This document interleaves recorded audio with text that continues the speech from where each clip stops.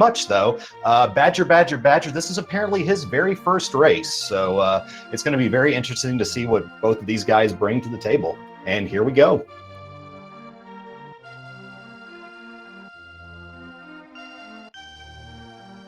All right, we got the uncle. He's got this covered. And our first item is a bottle with a B in it. So our racers are more than welcome to visit the sick kid on their initial Kakariko trip. Yeah, that's going to save a lot of going back, because I've seen a lot of runs where they don't have the bottle and they have to go back and make that extra trip. So that's going to save a lot of time. All right, here in the next 30 seconds or so, we're going to see what weapon our runners are going to start out with. It's not going to be a sword. That would have been revealed by the uncle on his walk out. So it's not going to be a sword. Let's see what it's going to be. Fire rod, beautiful. Yeah, they're not going to have to worry about that. Now they can go, they got Skull Woods available to full clear if they need to, so that's great. And Bombo, so we have, you got, this is a fire, this seed is on fire, if you will.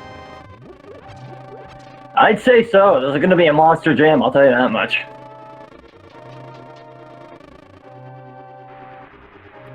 Good news is, though, I mean, Ice Palace is just completely open to them anyway to start off with if they even need to go in there, too. So they're not going to have to worry about that at all. Yeah, that's something to consider well down the line. Now, the interesting thing is here is what do they do? Are they going to take additional shots with their fire rod in order to try and find an early bomb? It looks like Badger is doing that right now. And, oh, missed the drop. Ooh, ouch. That is an 8-bomb advantage BuzzThunder is going to have over Badger right from the start. That is definitely going to impact things if Badger can't find a bomb in between now and their trip to the sewers. And that's the second bottle now for our players. Yeah, because you definitely want to make sure you get the bombs there so you can actually get in and get out. Don't have to worry about that later, because then you have to figure out how to route that in with King's Tomb later on. Absolutely. All right, so it looks like BuzzThunder has a slight... Oh, they're both now equal in their magic consumption, so we just got to be careful that they don't use all their magic before it is absolutely necessary.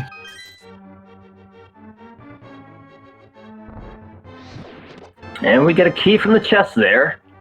Pretty much usual. So far, the map has not been collected yet, so that's something to keep an eye out for. If they don't collect the map, then they can effectively skip the Sanctuary chest.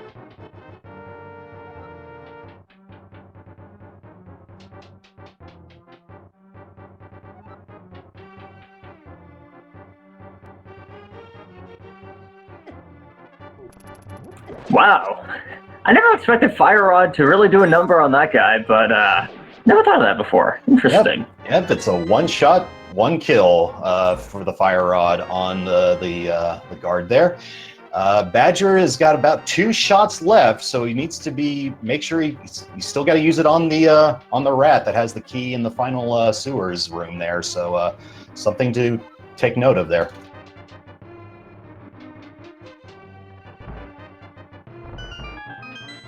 And again, Badger still is yet to find, is still on 0 bombs, whereas BuzzThunder has all 8 still in his possession. So that's definitely going to have an impact on routing at the early portion of this match.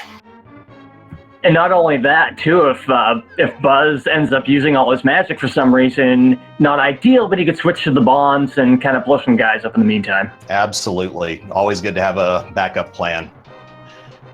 But it looks like he's got a good 3 shots left, so he should be okay in that regard.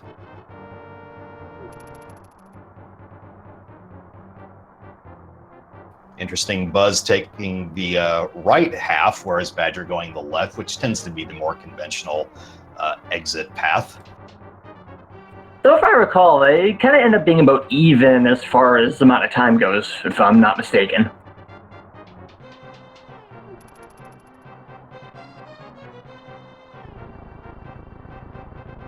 So BuzzThunder into the sewers slightly ahead of Badger, ahead of BuzzThunder slightly, but again, that the main difference otherwise being the bomb differential.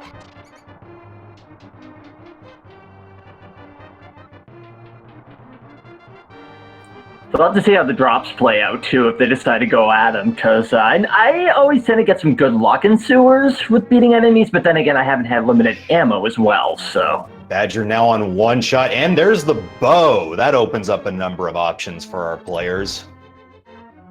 That, and they don't have to run around high roll either, because I've known that to be a troll item pretty hard as well, like the ice rod. Always nice to get the bow out of the way quickly. So we have the bow and the fire rod as major items collected in the early stages. Oh, that was a very, very good shot. Badger taking no chances identifying which rat has the key. So he is going to get out of there with no trouble, but without the ability to get the 3 chests. Let's see what Buzz is able to collect ahead of schedule here.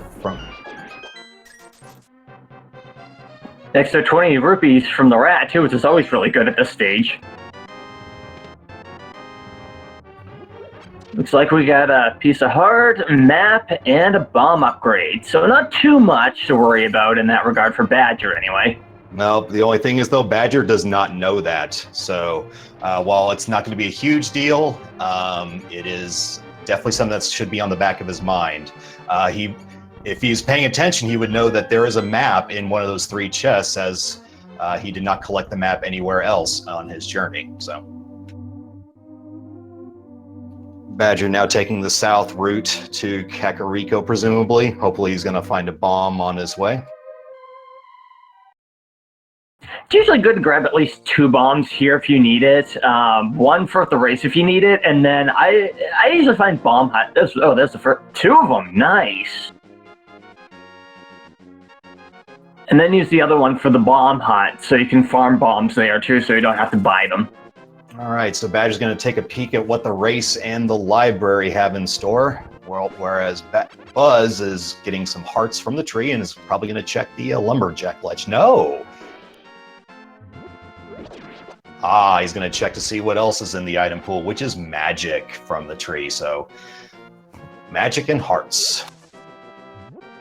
Good to have the magic there if you just have the fire rod. And lantern in the library. So, lamp is guarded behind the boots. I unfortunately, I failed to see what was at the race reward. I didn't see it as well, but seeing as that you go back quite for it, I can't imagine it would have been really big. Indeed. All right, so we have Badger now going to farm bombs at the southwest shed of Kakariko Village, while BuzzThunder is going to see what is in the Lost Woods.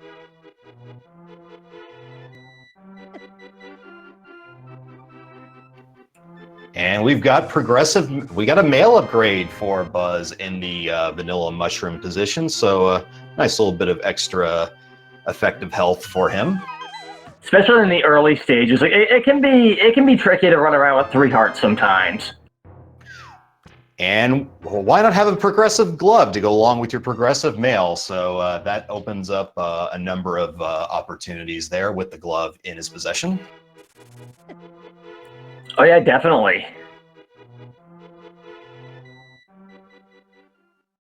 And now Buzz is going to go down to start his Kakariko pillaging, whereas in the chicken house we have some bombs for Badger. He probably wishes he could have collected those a little bit sooner. Better late than never. I can always use them on something, so... And good, Badger's checking the sick kid because he did collect 2 bottles. And he's rewarded with the standard 20 rupees. And we have BuzzThunder getting the ice rod, 70 rupees, and a boomerang to round it out. And let's see what's in the back of the hideout. Another trio of bombs. Hey, but that ice rod's not a bad thing either. So, I mean, they got all the rods out of the way already, and we're really early on. Usually when this happens, TR tends to be a pendant, but that may just be my terrible luck.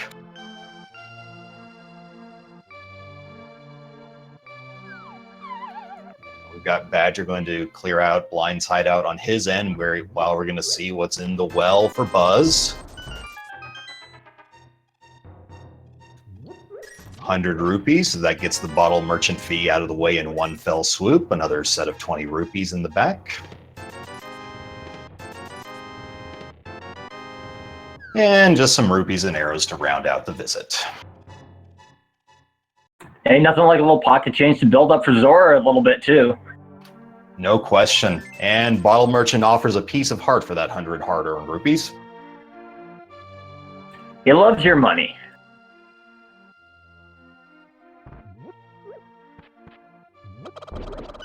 So we basically have Buzz and Badger at this point, just doing opposite ends of the routing here. Buzz going from north to south, Badger from south to north.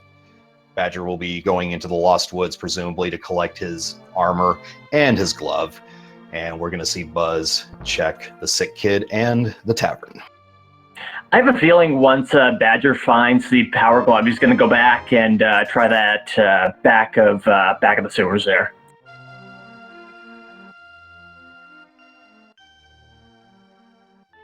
That certainly would be a wise decision to get that seed of doubt out of your mind. You know that you had the opportunity to get those 3 items and you didn't. You want to make sure that you didn't miss anything super big. He'll find out that he missed practically nothing of value, but again, that's knowledge that only we possess. And there's Buzz discovering where the lamp is in the bookshelf. Peace of mind can always be a good thing. Looks like Buzz is going to go right for the race item instead of checking it, if I recall correctly. Yeah, this is going straight for it, not electing to take a peek and then determine whether it's worth his time or not. Just one of the many little gambles you can take in one of these things, and, sometimes they pay off. And this trash is a piece of heart, which he will go ahead and collect and save and quit. One man's trash really is another man's treasure. Like I always say, especially in the early going, you can't have too many hearts.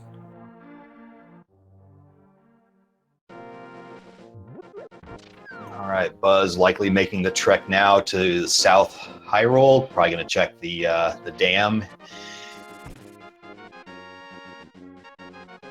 And we have...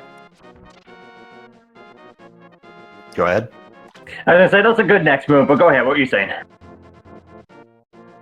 Oh, we just have Badger here saving, quitting, and he is going straight for the dam as well, electing to leave the 3 items in Hyrule Castle behind. Little does he know how good of a move that actually is.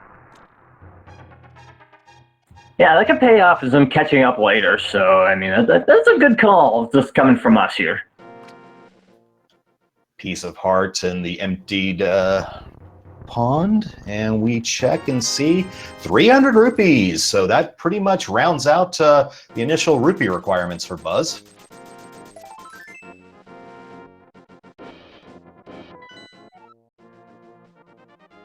Looks like it was 6, 5, and pendant. So both of our 5 and 6 are both light world dungeons. That's going to work out for when they get to check the Pyramid Fairy there. So this seems to be working out a lot in their favor right now in the early going. This is interesting. All right. Assuming that Buzz can navigate some mini Molderms, we're going to see 5 items here in a very short order. And he's electing to... Oh, you do not have a sword, so that is not going to work, Buzz. Going with the bow, hopefully he is accurate. His accuracy is sound. Ooh, that mini Moldorm is not being kind to him right now. Hey, just went over to say hi to him. That wasn't very nice of it. Both of our players now having to display some pyrotechnics. It looks like Badger is through first. There's our boots. So that opens up the lamp, and there's the Moon Pearl. It's coming up with all sorts of options now for our players.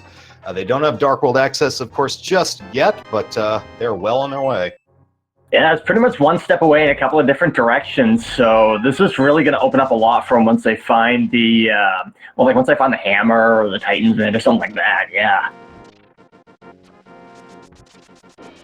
All right, so looks like we have Badger fake flippering. Going to check those items here. Oh, interesting. Fake flippering to, that is not ideal.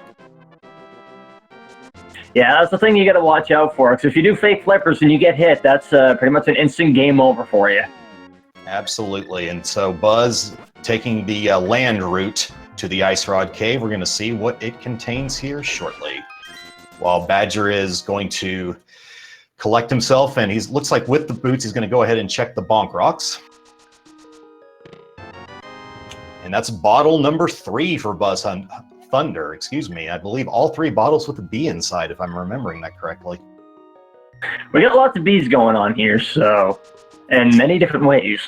And those Titan's mitts are the bee's knees for Badger. So that's Titan's mitts and the Moon Pearl for Badger. He has a good lot of the Dark World at his disposal should he choose to go for it. Oh my, yes, and I would imagine going to go for it pretty shortly too. So that death actually working out incredibly in Badger's favor.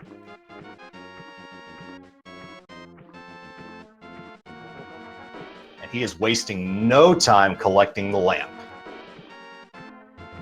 Yeah, I mean, you can navigate things in the dark, but really, it's not ideal.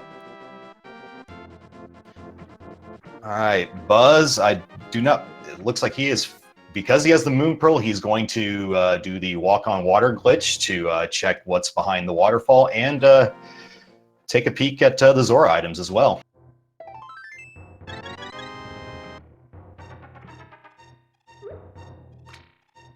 Oh yes, that's a little bit of a glitch I've encountered too, where if you do get a piece of heart that gives you a heart container, you enter back in the swimming mode. I've had that happen to me once or twice as well, so I know about that one.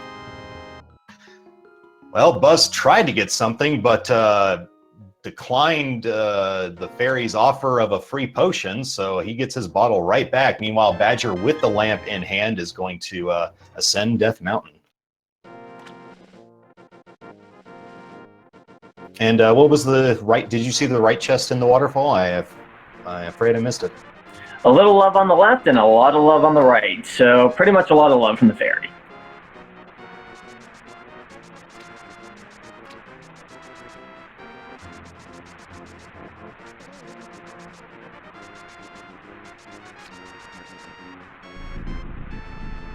And that's red mail in the 18th minute for Badger, and Zora gives a 60% refund of his fee.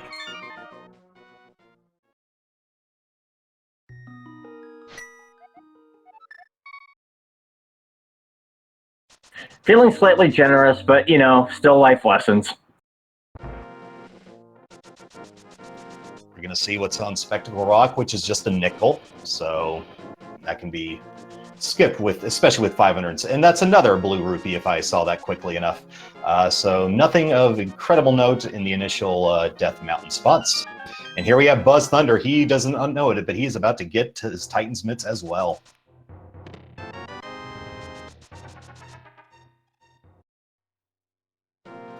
Now, does he go and check King's Tomb? Because he could. Decides not to.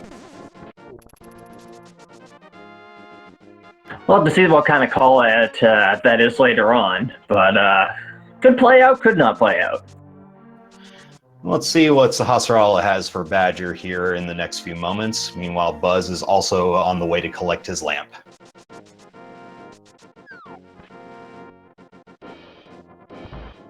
Badger likely going to go right for Eastern Palace, I would imagine, with the bow and lamp in hand after this Sahasrara check. Buzz having a little bit of difficulty knocking down that lamp, but there he goes.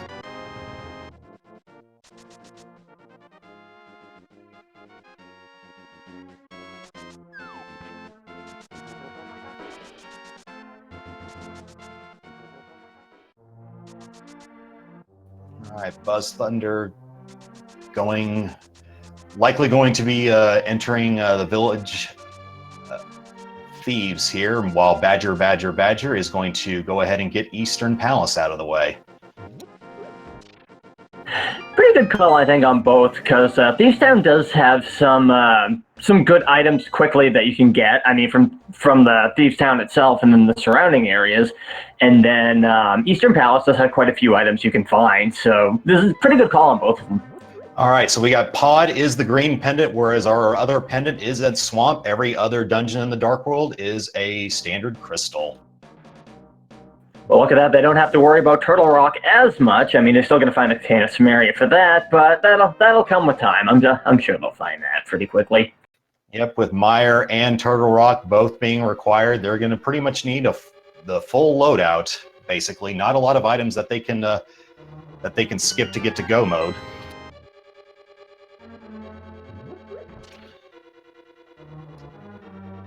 There's a big key from Buzz. Yep.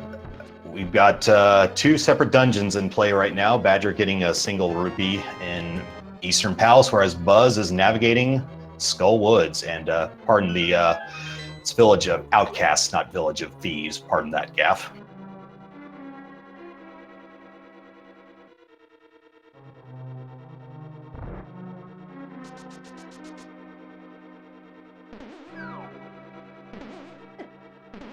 Now, I see Buzz taking this room here. I know that usually has a key inside. Yep, there it is.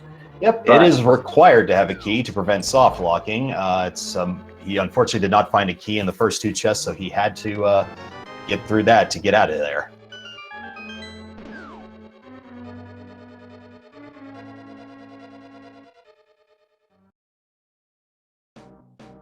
Now, is Buzz going to go ahead and give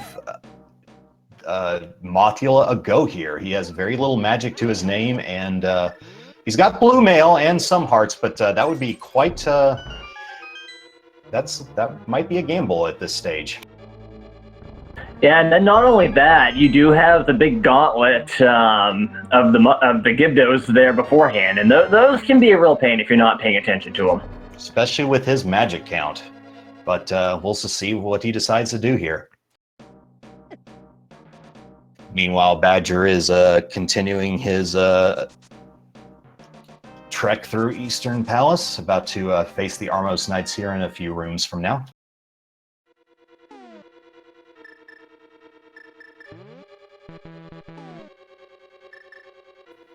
And again, both these players still lacking the sword, so that Bombos medallion looks nice in your menu, but until you get a sword, that is all it is. It's just an item slot.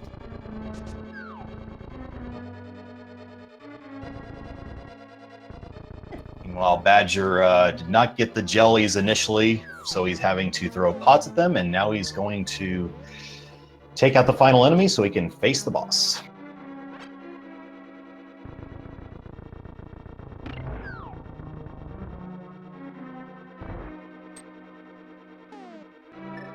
Oh, Badger running very low on ammunition here. He's just got just enough, it looks like. And Buzz is going to take advantage of the full magic here to stock up on his magic resources so he can take on the back half of Skull Woods. And Badger collecting crystal number 1 of the race. Over on the right. Oh, and with the very last arrow, too. So that was pretty good there. That was a nice clear from him.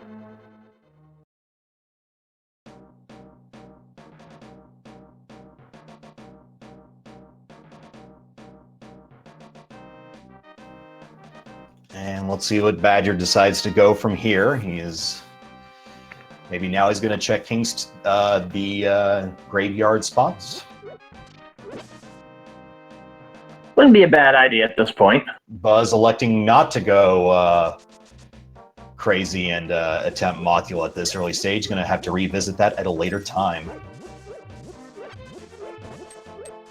So at least the good news is once he decides to go there, he can go right for it. So... Oh yeah, Mothula without a sword, probably not a wise idea, of course. What am I thinking?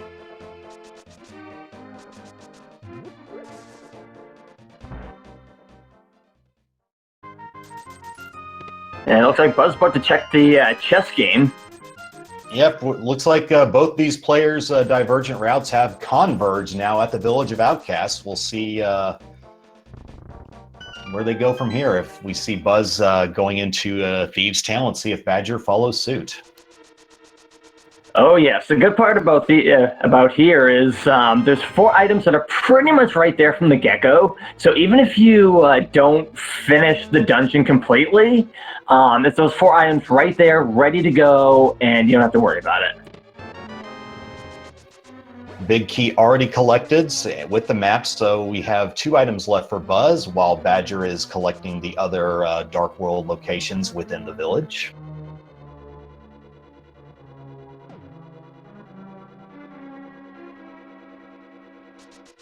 And time to see what's inside the bomb. Oh, maybe not. Oh.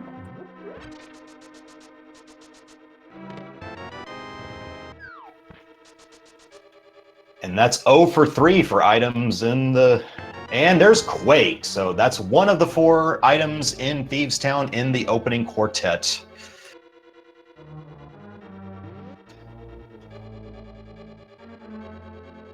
Well, at least with the 2 medallions out of the way, then there's a good chance you'll be able to get into them into Misery Mire and Turtle Rock once you get the sword at least, so there's the good news. And ooh. And BuzzThunder deciding to Death Warp to get out of there without the mirror. That's going to be the quickest way to get back to clearing out the village. So we got Badger now doing some digging here. So let's see. That's good number of digs in here. I can dig it. And a piece of heart at the 23rd dig, if I counted that in it.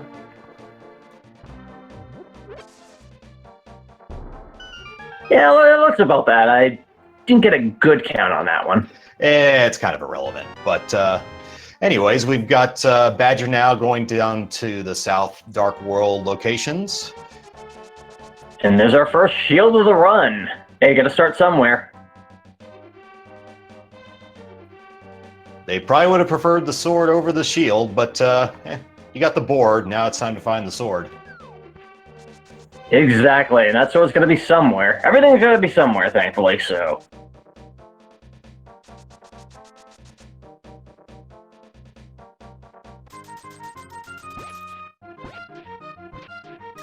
We're about to get hype here on Badger's side while Buzz is doing his digging.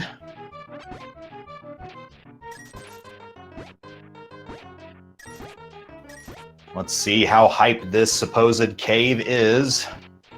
Ooh, that's pretty good. That's a hook shot. That is some hype right Badger. there. Oh, yeah. Let's see if anything else follows through with that. And the hammer. So I would say that was pretty decently hype. That gives pretty much carte blanche for Badger as for the remainder of his Dark World access. That is definitely worth some hype, so I will agree with that.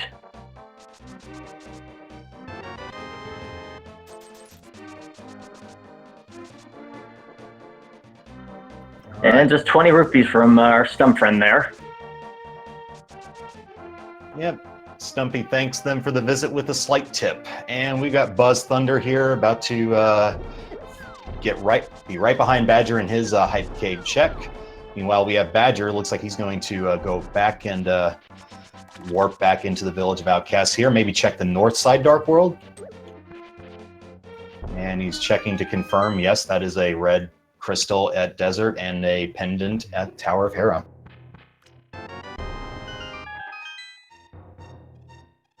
And Buzz about to get his hype. And Badger locating the dungeons in the Dark World. Again, that's a green pendant at Pod and the red pendant at Swamp. Everything else is going to be a crystal rewarded for your troubles.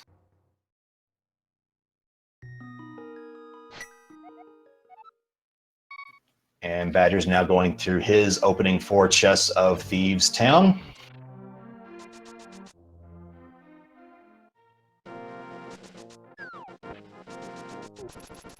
And it looks like Buzz is now going to route in Eastern Palace and Sahasrara, it looks like. Not a bad time to do that. Pretty much any time's a good time to go to Eastern Palace, but I think especially so. It tends to be the place that when I'm playing it, that's usually where I go if I can't think of anywhere else, so.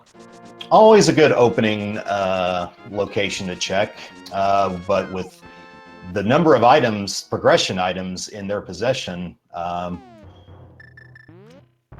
they certainly have a number of options to go to at this point. There's Badger collecting his Quake medallion. Still no sword to be able to cast it, but that's 2 out of 3 medallions. both medallion dungeons are crystals, so that potentially opens up, getting them one bit closer potentially to go.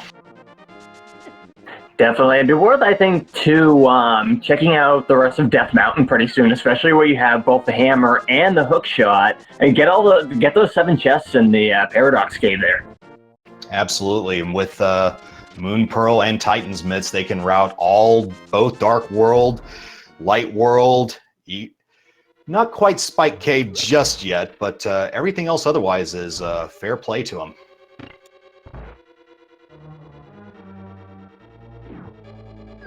So it's great to see that they get a lot of opportunities for going to check stuff out anyway. It's just that sword's being a real big troll for them right now, it seems like. That is definitely going to be the difference maker, I would think, is who is going to find their swords faster than the other at this point, because basically the entire world is open to them at this point with the hammer, hookshot, Titan's Mitts, Moon Pearl. The worlds are their oyster at this point.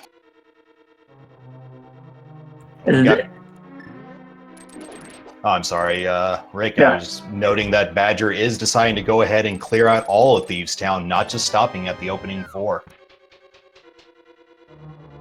Definitely a good call to make too, so.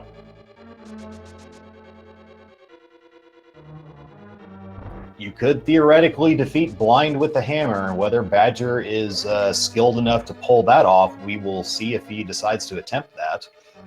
Losing a little bit of health on his way down to the final chests of the dungeon. You do want to make sure you have enough health for Blind, unless you've memorized the opening pattern. He can be really tricky to dodge. And if you haven't, well, it does change when you come back. He's one of the only bosses that does do that, so. Buzz deciding to whack the skeleton with the boomerang rather than beating them with a hammer. So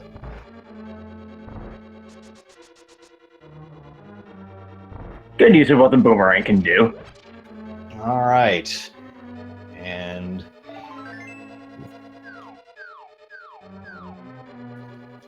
both of our racers here clearing out their respective dungeons. Oh, and yes, Badger without a key is going to have to come back for that last chest. And that could very well hold something too, or we didn't see much in the opening part, so that could mean something right there.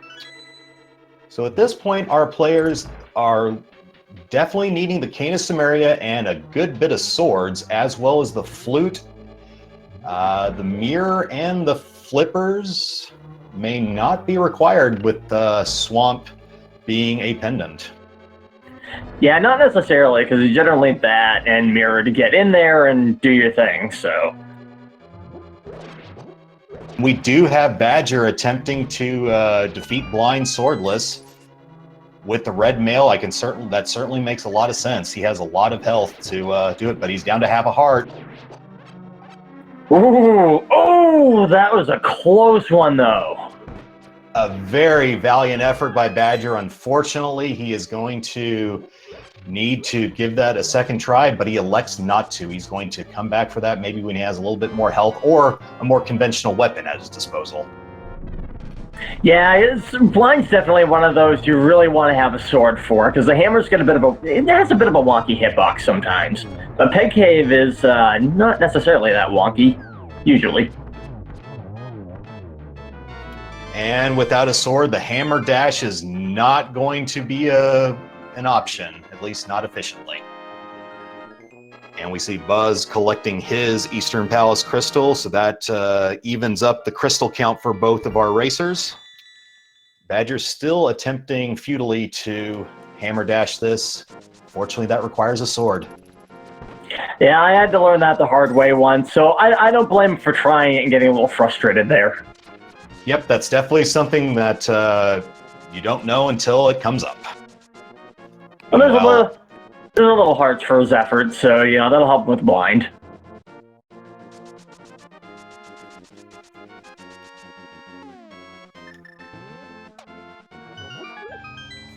Buzz taking the warp here south of Eastern Palace. Is he going to take a peek into Pod? That'd be an interesting play with Pod being the green pendant, but it's certainly an option. Yeah, if you're gonna go into a pendant dungeon, I say go for the green one, especially with the green being in pot too, because not only do you have all those items that you can potentially get, you can also clear it and then get the green pendant, bring it back to Sahasrahla, and get another one. So this could be a very valuable dungeon. We'll see if this pays off for him. Certainly, it's a good 5 items to find in there. Whether it very well could be the item that they're looking for is buried in the pendant dungeon, but we'll see what fruits bear from this dungeon here in the near future. While Badger is quitting out, and let's see where he decides to go next. This is basically a possible choice paralysis here, because there is any number of options with this loadout. It's basically a scavenger hunt for swords. I think Badger made a really good call here too. What with Death Mountain and both Light and Dark Worlds completely open to him like this. I mean, that's certainly a call I would make too. Absolutely. Now, he does not have the mirror, mind you, so he's going to want to clear Light World first and then head into Dark World. And it looks like that is what he's doing. And meanwhile, Buzz getting a key, so he's going to get to continue in there a little bit more. Yep, going to go ahead and check the right side. Now again, these players do not have the mirrors, so this is going to make navigation through pod, routing particularly, a little bit annoying. Yeah, pod's definitely one you're going to want a mirror on just to get yourself back and get things a bit quicker, because walking the whole way is a very long trek. And let's see what's in the mini Moldorm cave here. In this portion of Light World Eastern Death Mountain, excuse me. Let's...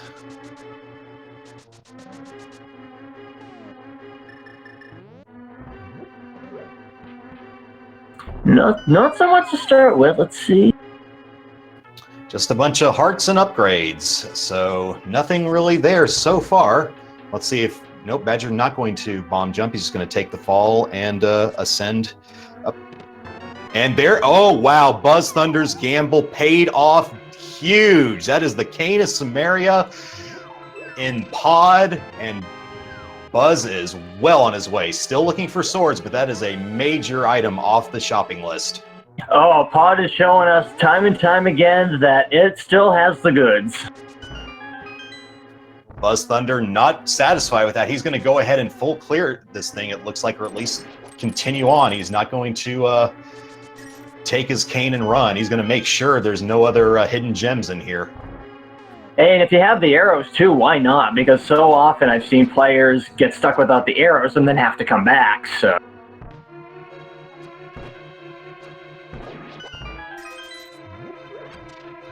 Meanwhile, Badger navigating the spiral cave.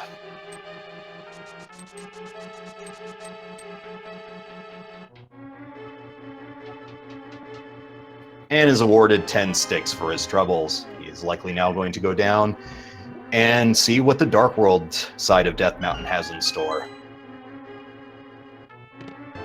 Got a lot of goodness in that hookshot cave, potentially, so that could be of a good benefit for him. So as we enter almost 40 minutes into this match, our players are still lacking a sword. That is definitely the major headline of this match so far.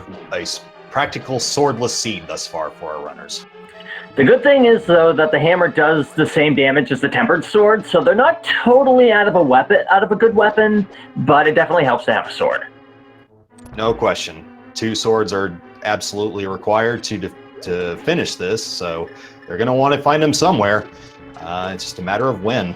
Yeah, and the other lesser-known thing is, too, you're going to need a sword to finish off Skull Woods, because you got to chop that curtain open.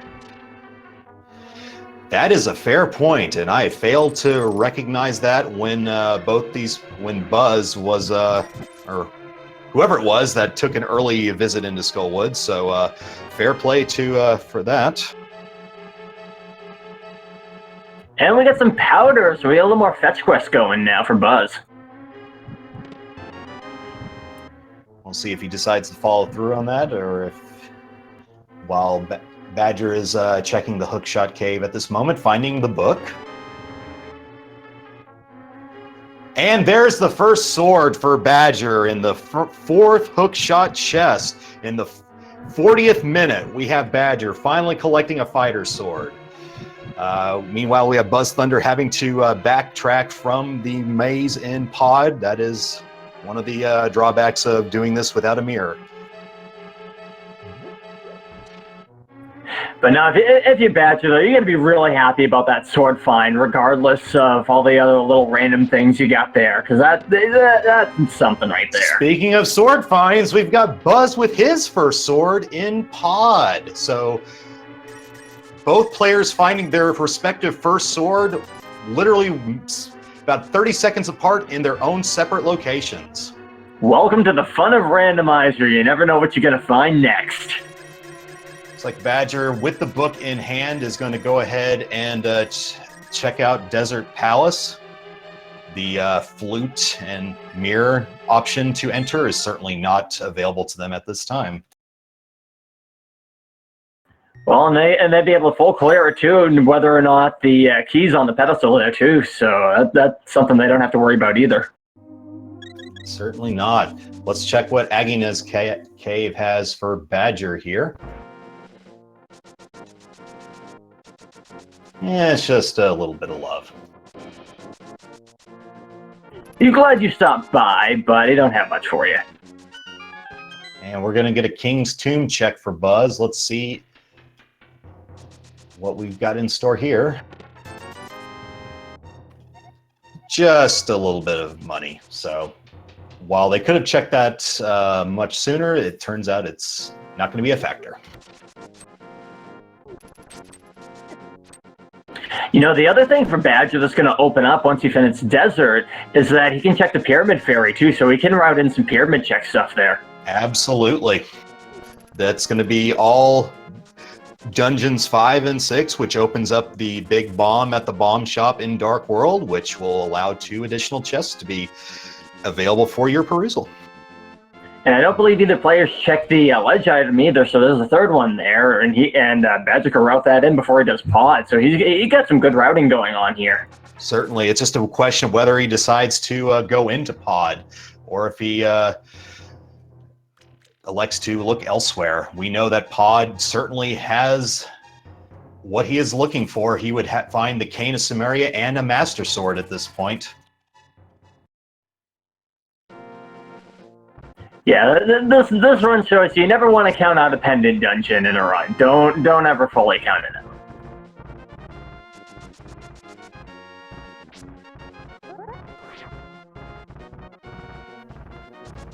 Meanwhile, we're going to see Buzz do his Death Mountain ascent. He's going to be able to full clear this all in one fell swoop. Going to check the western and presumably drop down and hookshot over to the east side. Not a bad idea, though. Hopefully you won't be too disappointed in the mostly pocket change and love. It will eventually lead him to the hookshot cave, though, which will give him sword number 2. And that's the sword you need.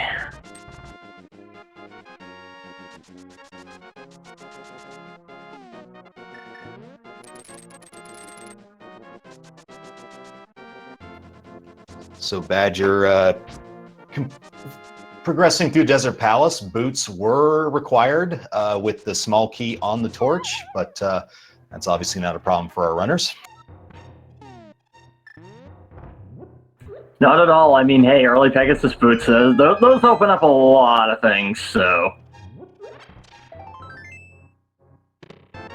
Always a bummer to go in a desert and then realize you have to have the boots that you don't have and then have to go back.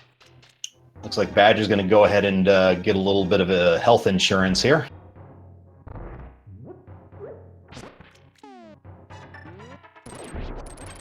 Meanwhile, Buzz is going to be collecting his 5 chests. Not going to be too pleased with the results, but good to get him out of the way regardless.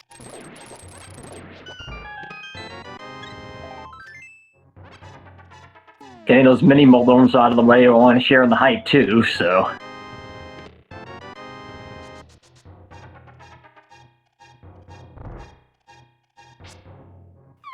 Oh, Buzz looked like he was trying to attempt the bomb jump over that gap, but to no avail, so he'll be going down and going up the normal way. Thankfully, it's not too much of a time loss, but it can still be kind of annoying when you don't get that just right. Yep.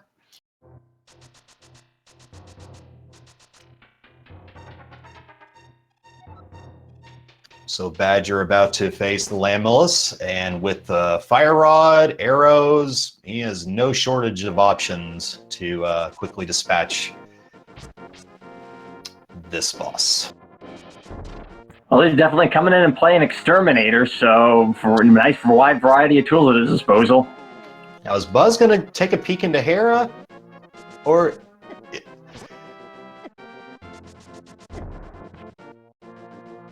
It looks like he is. Nice, and meanwhile, Badger's looking for the right time to strike Landmullis and using the Fire Rod pretty good there, getting rid of one of them already. Yep, electing to go to the bow now. He's got plenty of shots and doing very well for himself with it.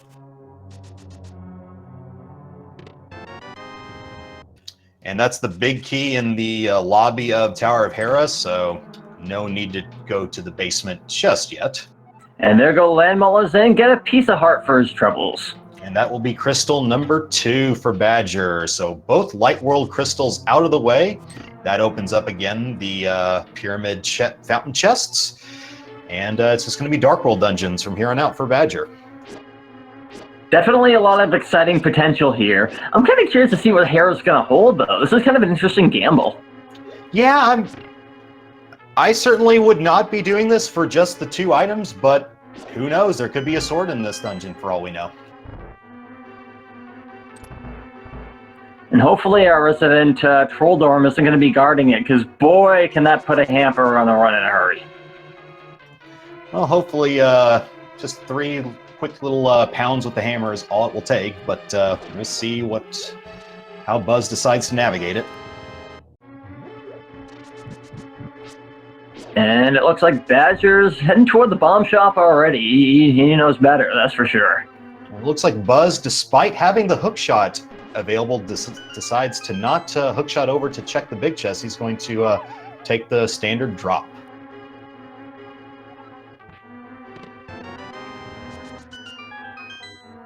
And that's one item of Hera being 10 arrows, certainly not what he was looking for.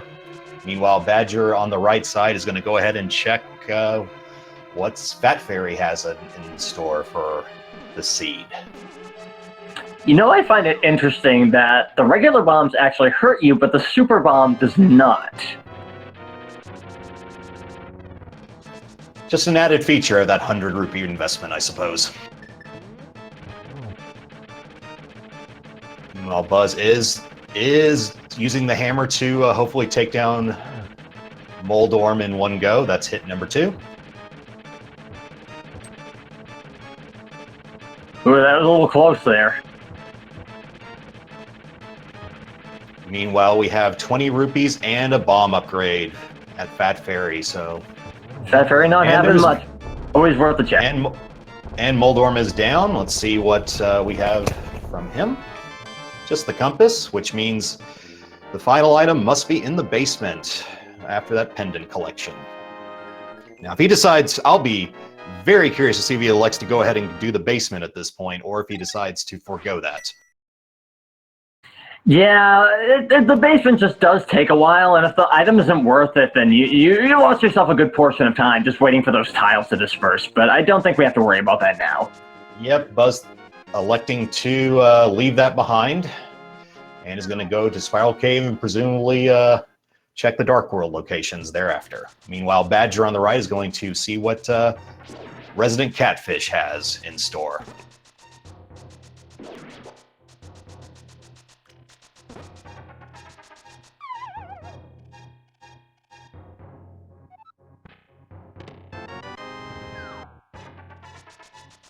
And there's our free throw. Nothing but net. And just some bombs.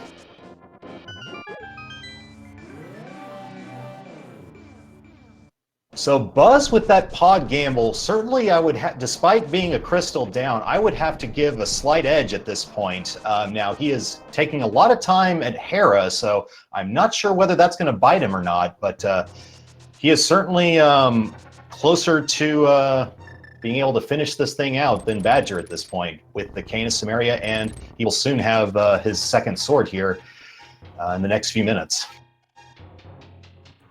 Yeah, kind of curious to see where Badger's going to go. Probably over to check the King's Tomb as well, perhaps? Has he? Did he ever check the Hyrule Castle chest that he missed on his initial trip? I don't recall him coming back to that. That's interesting. Yeah, I don't. Okay, I think he went to the back of entrance, but I don't think he checked the other one. Okay, so we've got Bombos is going to be the Medallion of Turtle Rock, which is not going to be a problem. That has already been collected by our runners. I don't recall. Did Badger check TR? I don't recall. I don't believe he did. It looks like he did. It appears he did, according to our tracker. So. And we've got Buzz going to Hookshot Cave. He'll be pleased in just a moment to, not for the book, but for this next item. Oh, but he's going to have to go a second time to get it.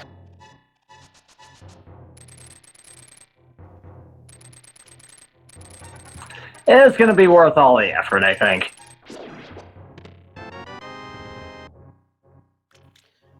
That's the Master Sword collected now for Buzz. Meanwhile, Badger is going into Skull Woods.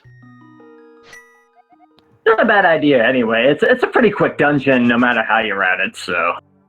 Yep, and with Red Mail, a sword, and the Fire Rod, Mothula, defeating Mothula is certainly not out of the question at this point.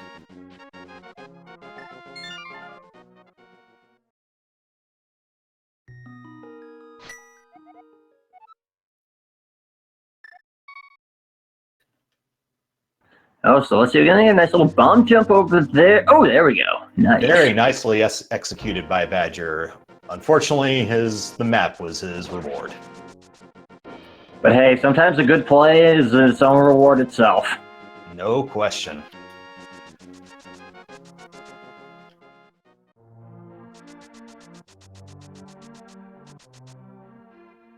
Alright, so Buzz now taking the Kakariko Village warp to Dark World. Perhaps he's going to clear out Skull Woods as well. Certainly looks like it. It looks like both of our racers got the same idea at the moment. Ooh, whoa, watch out with that wall master. Yep, now with Buzz already having partially cleared Skull, he's going to be able to go straight to the back and clear this thing out. So these runners are going to be practically converging on each other here in very short order.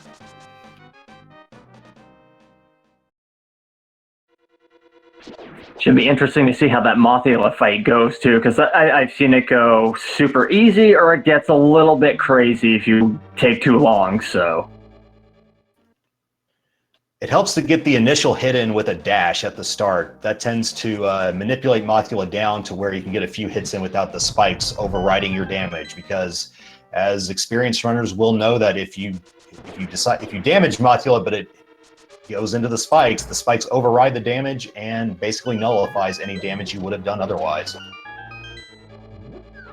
And with the fight where everything's going everywhere, you want to finish that fight as soon as possible. No question. Badger electing to go ahead and collect the first item. Without the mirror, he's going to have to walk all the way back. Meanwhile, Buzz electing to use Bombos to dispatch the Gyarados to make the Hellway a lot more manageable. Very clever idea. I like that. Buzz also deciding to use the lamp to preserve magic, so he has a lot more shots of the Fire Rod at the Mothula fight. Yeah, any little advantage you can get from Mothula is definitely one you're going to want. Buzz collecting that key. He didn't need to. He already had a key in his possession, but always nice to have a spare just in case.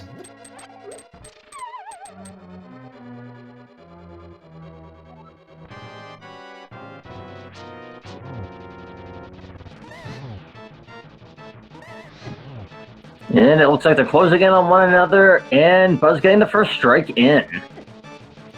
Yep, Buzz well on his way to defeating Matio. It looks like he won't have that much trouble. Yeah, especially when you get the red mail too. That helps a lot. Red mail, fire rod, sword. He's pretty beefed up here. But he is taking a lot of damage. He needs to be careful. And he's down. And just as Matio is down for Buzz, we have Badger getting into the fight. And there's the flippers. Not necessarily needed, but it does help out a lot if you're going to be swimming around. And if they do have to go in the Ice Palace too, don't they? If I recall correctly. They certainly do. So that is definitely that allows them to enter it if they so choose. I almost did forget about that being on the island, but Badger cutting it very close here. He needs to be very careful. And that is an unfortunate demise for Badger. He's going to have to give this another go. Oh, that's always the worst part because you got to go through that entire gauntlet again too. So that's not something you want, especially with a third of his magic as well.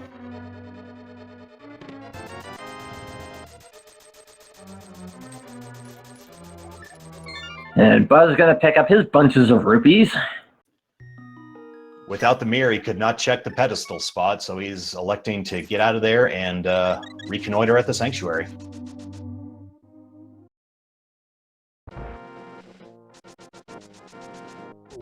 Badger running dangerously low on magic at this point. Yeah, it's a little under the pots, but you definitely want to be careful. Looks like he's just going to have enough for that fire rod shot. Oh, but he gets blocked by the Wall Master. That is an incredible, unfortunate turn of events for Badger. Oh, that trolley Wall Master, shame on you. It was not giving him a hand at all. So Buzz with a relative smooth completion of Skullwoods compared to Badger, that gives him that much more of an advantage over him at this point. Looks like Buzz is now going to segue directly into the completion of Thieves Town.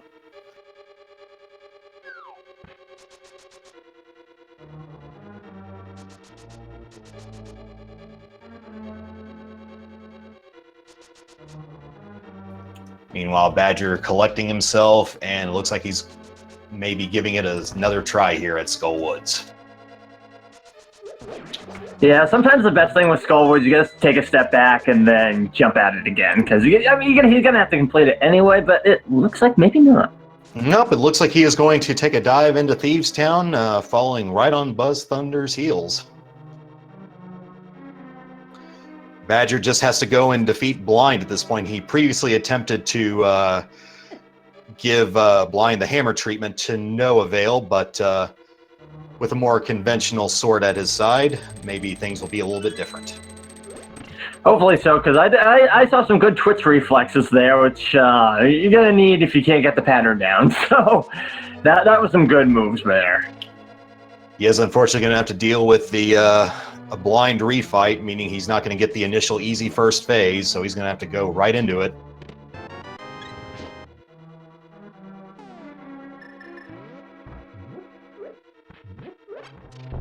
Here we go, round number 2 for that one. Yep, and with Blind, the type of sword you had does not matter. It's going to be 3 hits each phase, regardless of the sword you carry. Good news for if you come in without a really good sword. Absolutely. Let's see if he can get that last hit in, and he does. That's Blind down. Should provide him a small key. No, rupees. So that will be. There will be no checking of that chest and the basement. Now, the good news is you don't have to worry about that any. But getting another crystal and yeah, we got quite a few crystals in, and for being nearly an hour in, so this is doing pretty good so far. Yep, we're about to hit the hour mark here. BuzzThunder about to get crystal number 4, whereas Badger just collected crystal number 3. And it looks like Badger's going to go ahead and do the blacksmith chain of events. without the mirror, mind you. So he's going to have to save and quit and give him a little bit of a tour before he can finally find his final stopping place at the blacksmith hut. But luckily they do persist, so, a little sightseeing never hurt them, I guess.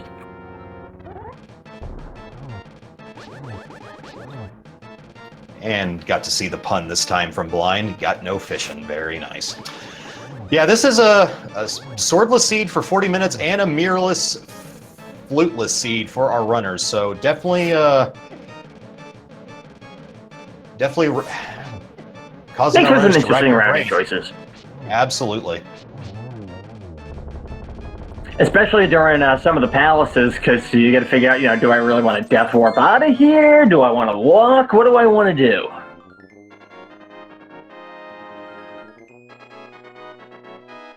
So that leaves the Ice Palace, Mire, and Turtle Rock remaining for Buzz before he can complete this thing. And Badger just getting a piece of heart from the smithy, though I think I'd be a little happy if I wasn't a frog anymore, too. No doubt about that. And Buzz going to follow the same track as Badger here. Both runners kind of answer responsing here. One runner does one thing, and then the other runner immediately does it thereafter. So, and along with that, Badger now doing... hopefully going to successfully clear Skullwoods at this point. Again, he only has the fighter's sword, mind, not the master sword that BuzzThunder was able to employ. So, see if we can't get that out of the way for him. Meanwhile, BuzzThunder going to get his piece of heart from the smiths here shortly. Well, the good thing for Badger, too, is that he's coming back with full magic, just about full health, so it's a good refresher to come back on. Now, an interesting thing, BuzzThunder having the powder where Badger does not, so he's going to be able to route in the magic bat if he wishes after getting his piece of heart.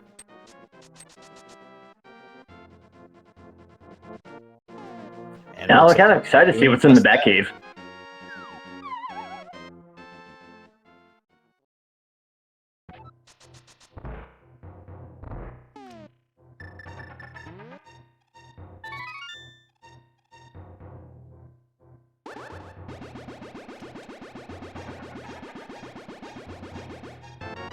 And just a red rupee from the magic bat.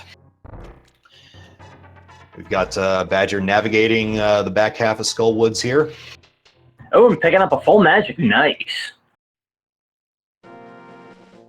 Absolutely. Seems like the tide's turning in its favor now, and we're just going to see where Buzz goes next.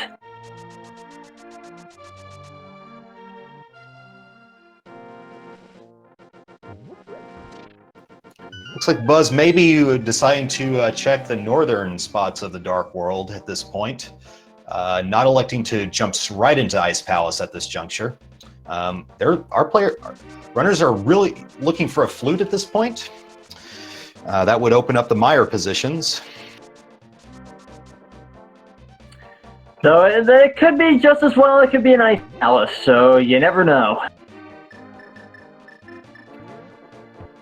All right, we've got Badger now hopefully dispatching a Mothula here and getting some fire rod shots in. There's a nice spin attack.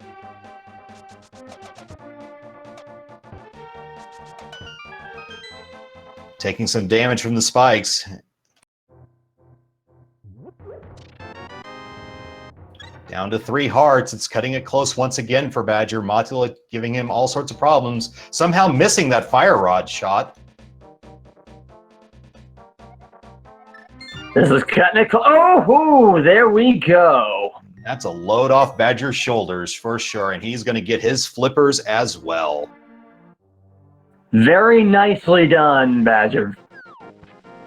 And Buzz has got his chest, so he's going to go check the thief now.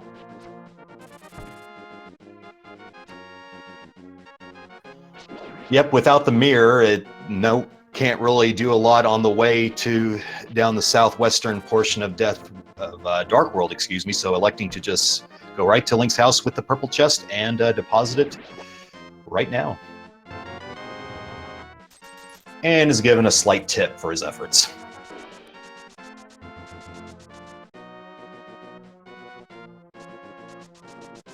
Someone thought they locked their life savings in there pretty good, didn't they? All right, with the flippers, Badger is now checking Lake Hylia, seeing just 50 rupees on the island.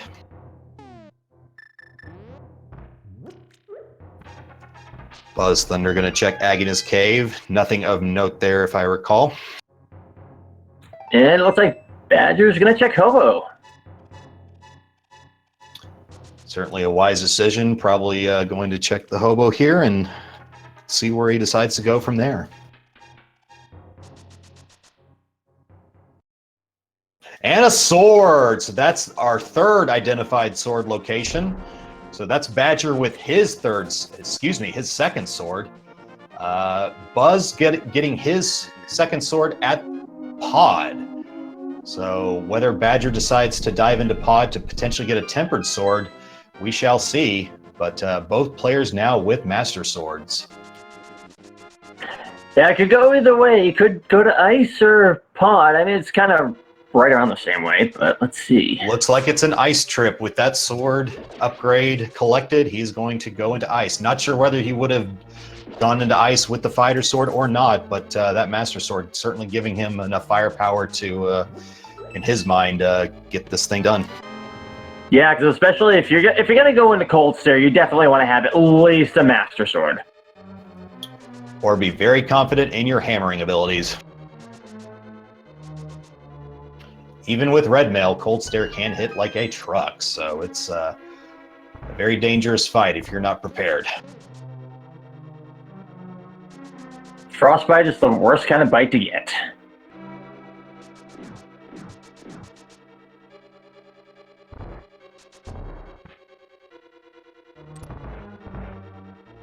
And picking up Shield from the first Penguin Room in Ice. Not bad. Not a bad little one there. That's the first of 3 potential items to collect here in Ice Palace.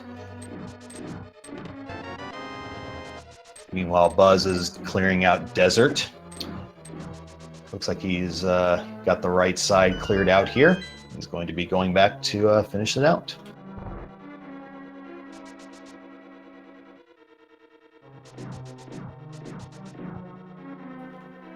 Very nicely done for Badger.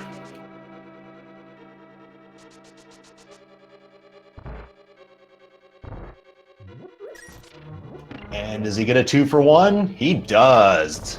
Very nicely done for Badger. He has certainly done his homework on optimal Ice Palace strats. Let's see if the bomb jump is part of that. The bomb jump being the basic maneuver numero uno that you want to learn if you're doing randomizer runs. Absolutely. It looks like he's setting up for it. It looks like he's got it. Very nicely done by Badger. Seen some great execution from him today.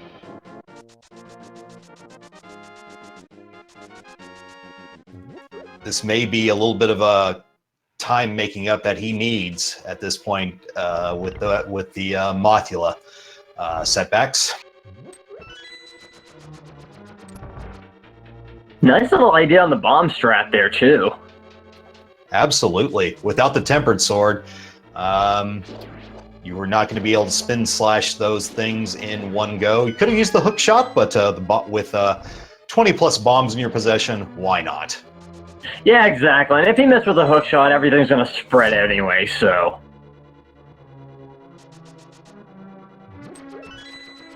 All right, Badger going to see what's in the Freezor room.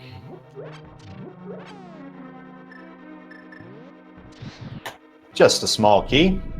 Now, he could have gone back and checked the, gone to the right, but electing to go ahead and do the drop.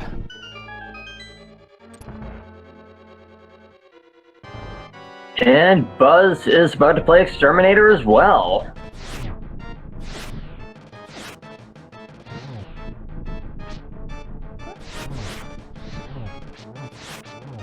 Nice 2-for-1 on that fire rod shot. And I love it in Ice Palace when you go through the doors there. before you actually open them with the key. Kind of funny to see him face through the door like that. Good old ice physics.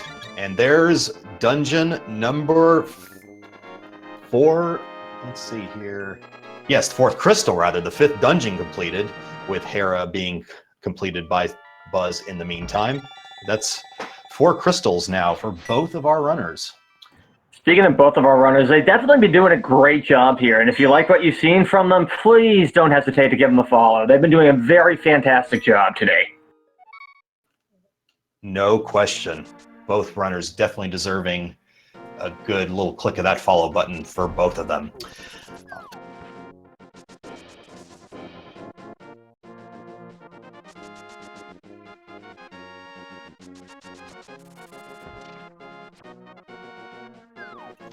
All right, Buzz is going to do his Hylia check, and notable here, he is just moments away from getting the Tempered Sword. That's going to be a huge boon for him.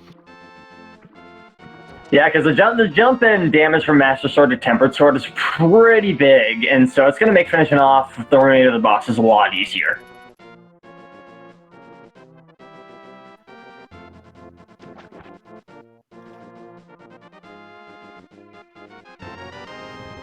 Well, that bottle immediately turned into a sword, and that is a Tempered Sword for Buzz. That's certainly so as far as items are concerned, Buzz has the advantage now in swords and in general progression items, with the Cane of Samaria and a level 3 sword in his possession.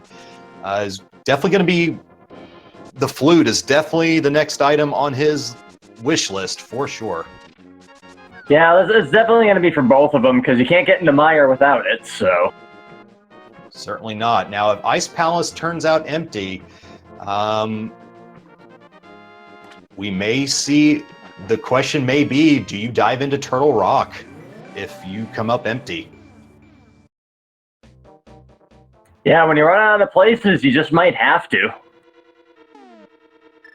It's certainly not ideal, but with V29, you never know. And Piece of Heart in the big chest, and we now have Buzz entering Ice Palace, hot in pursuit of Badger.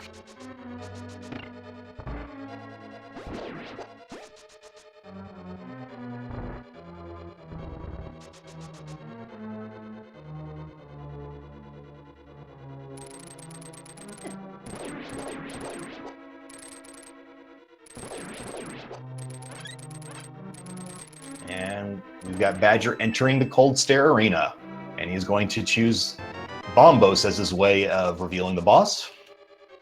Pretty wise move, I say, because it does seem to use less energy than just using straight up fire rods. So certainly without full magic, that was his only option actually. So we have Cold Stare now. Let's see how well he navigates this fight, getting some good fire rod hits in.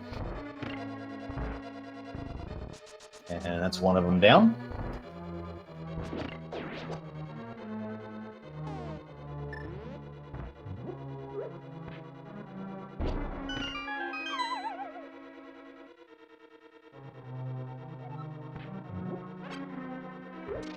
And let's see if Buzz can do the twofer here too. And there goes Cold Stare, definitely. And he does get 2, albeit in a different fashion, but still, the result's the same. And that is Cold Stare down. A very well done fight by Badger, taking minimal damage. And we'll see where he decides to go from here. Yeah, nice job, because Cold Stare with the Master Sword can really be a tricky fight. Let's see if Buzz can execute the IPBJ, Ice Palace Bomb Jump. He is deciding no, he will not employ that technique. Gonna go ahead and go through the vanilla way.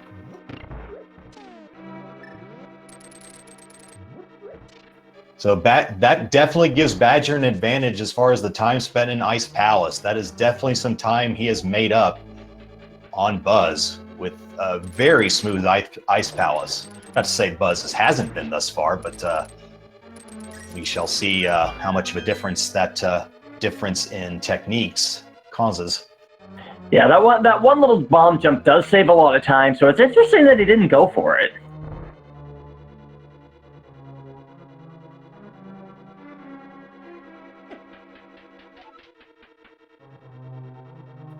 And it looks like we have Badger going to go ahead and check the Ice Rod Cave.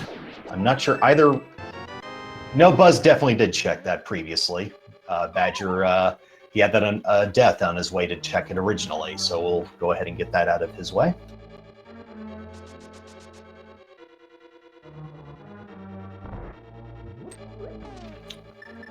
And our runners are now equal in bee-filled bottles. Definitely covered in bees, that's for sure.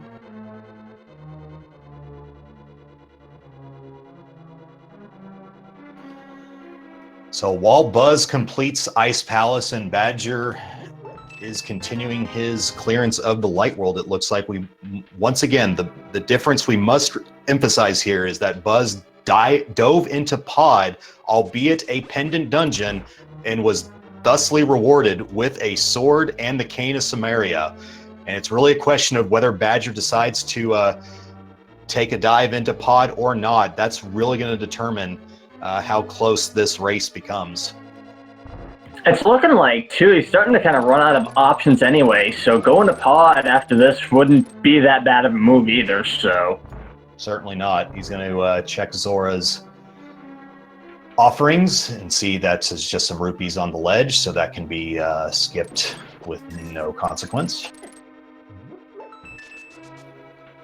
Rupees for both these runners, definitely not going to be an issue at this point.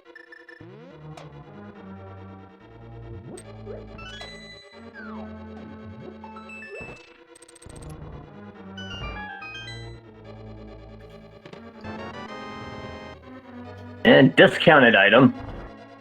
Yep, got the same 60% rebate. And now both of our runners have the Mirror Shield in their possession. They have Red Mail and Mirror Shield. They've got the look to finish this thing.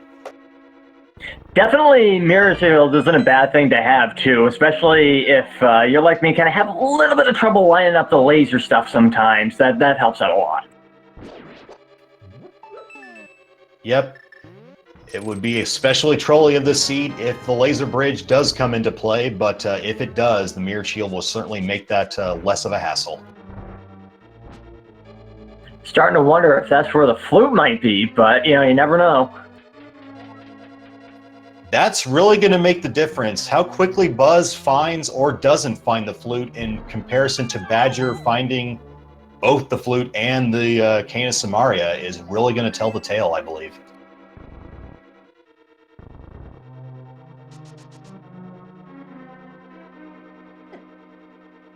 Unfortunately, we know I'm not going to find it in Ice Palace, but... What would be especially cruel? Hera basement. Oh, yeah, I forgot all about that. Good call. Speaking of, we have Badgers checking the Ether tablet. Will he route in Hera thereafter? We'll find out.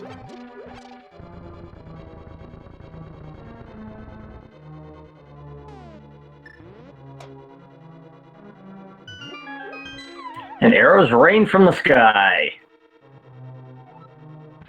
Badger is going to go ahead and take a deep dive into Hera at this point. Interesting that Hera gets selected before Pod, but when in Rome.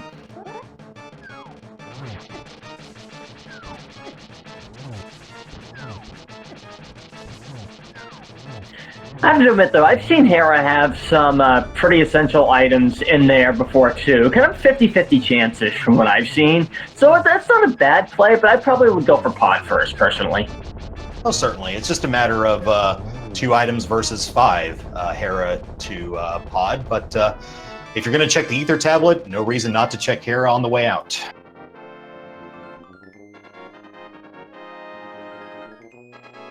Especially if you check that basement, too, like you suggested, huh?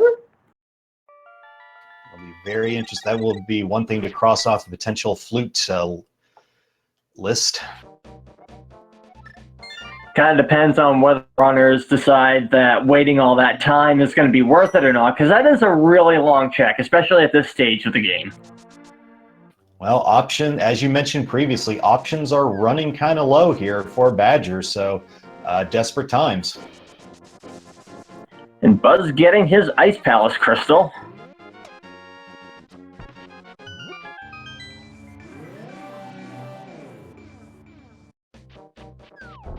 And we've got Badger ascending up to face Moldorm with Master Sword. He should be able to, or is he? Nope, he is going to indeed employ the hammer to get 3 hits in and be done with this. Meanwhile, Buzz is going to check the Fat Fairy locations, and that's a fall for Badger. And is that 2? That's a double fall as well. That's salt on the wound. That's going to make it that much longer for him to recover and hopefully give Moldorm another go. And that's exactly why you want to finish off Moldorm for as quick as possible. We've got Buzz taking the stroll with his big bomb over to the Fat Fairy chests. Nothing of note there, unfortunately, as he will find out shortly, but he, of course, doesn't know that.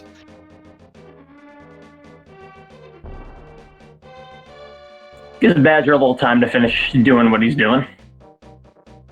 And Moldorm is down for Badger, so that gets him the compass and the blue pendant, of course.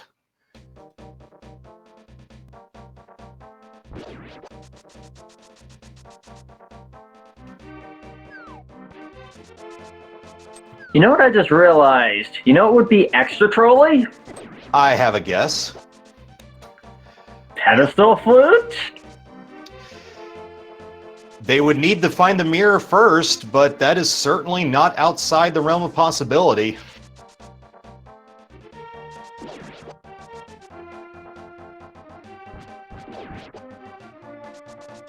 And we do have Badger going to go ahead and clear out the basement. He did not pull off the invincibility trick, so he's going to have to deal with these tiles. Yeah, just going without caffeine on this coffee break, so...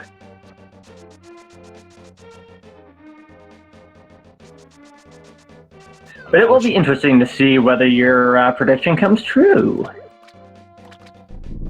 I'm not sure if I call it a prediction, just a deep sense of foreboding. Prediction, foreboding, same difference. Let's see what Badger has in store for his troubles. Meanwhile, Buzz getting Catfish off the way and is back in Death Mountain. Is he going back to check the basement as well?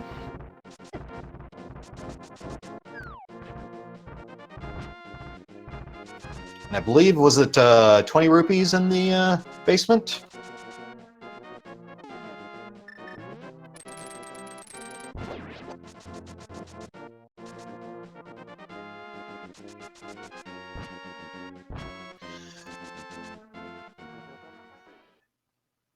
All right, we've got BuzzThunder ascending Death Mountain one more time. Is this a Turtle Rock check? Are we seeing a Turtle Rock dive from Buzz? It certainly is a feasible play at this point with Tempered Sword, the required medallion, Cane of Samaria. No, he is going to check the basement, it looks like, and the Ether Tablet, presumably, as well. So we could very well check Turtle Rock after, so that's definitely not out of the question. It looks like Badger's finally making the pod play as well. I think he'll be pretty happy, if a little frustrated to find what he's been looking for there. Yeah, he may be cursing the seed generator, but after that initial reaction, he should be. That's one item off of his list. Now, will he take the cane and just be satisfied and leave, or will he dive further and get his level 3 sword? We shall see. It might even be a good idea to complete this dungeon too, because what if Sahasrara has the flute? At this point, certainly. We are really down to bottom of the barrel here, it feels. So... And Buzz able to take a breather here while the tiles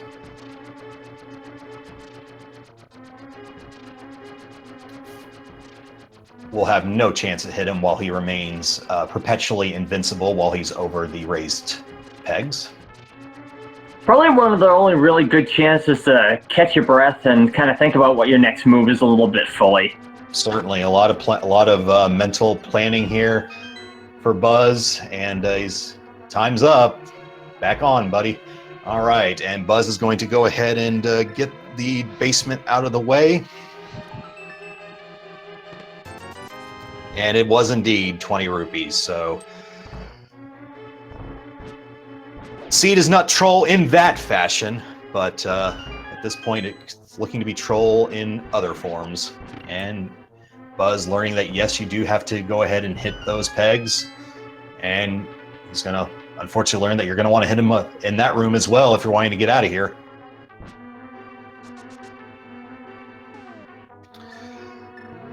But he has the boomerang, so he's able to... No. Will the bow hit it? Yes, it will.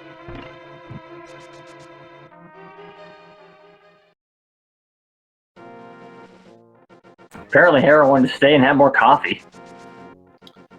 Meanwhile, Badger collecting his Cane of Samaria, and he is continuing the excavation of this dungeon.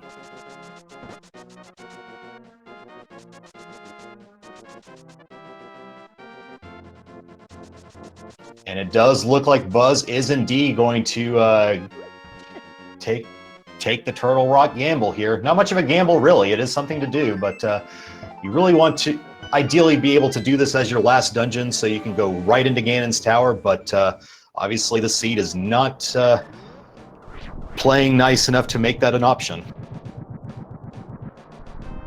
Yeah, it seemed to be pretty much like, hey, here's some good items. Now you're going to get repaid with a little bit of this. Let's see if the mirror or the flute, not the flute more so than the mirror, but let's see if either of those are among Turtle Rock's 5 items.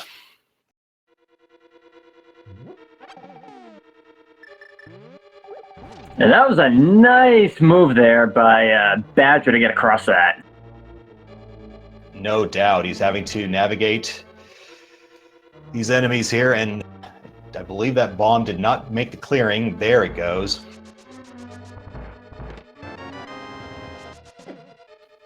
And the Cane of Burna, the first item in Turtle Rocks. That's 1 out of the 5 items done for right there. It's certainly a nice item to have, a little bit of safety there, but it's not what he was looking for. And there's Badger equating the sword game here. Temper, temper, definitely. I like it.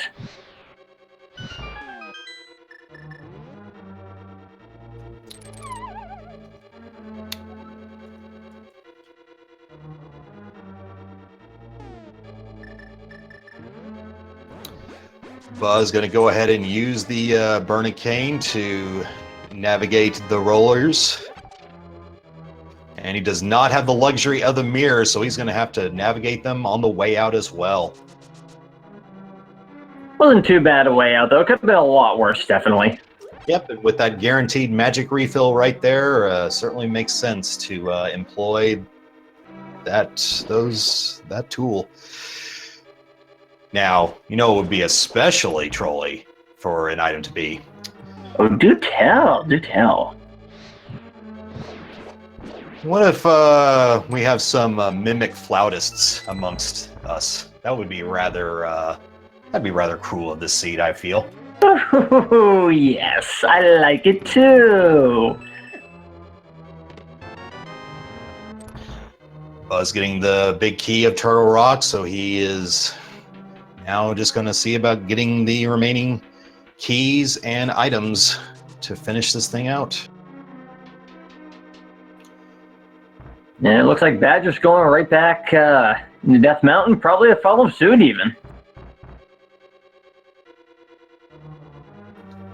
Absolutely. So it looks like at this point our runners are pretty much on equal footing as far as places that they've checked.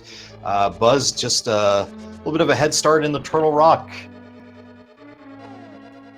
This is going to get exciting. I mean, despite all the different ways that they've done things so far, they're pretty close to each other. So this is exciting. Still go either way.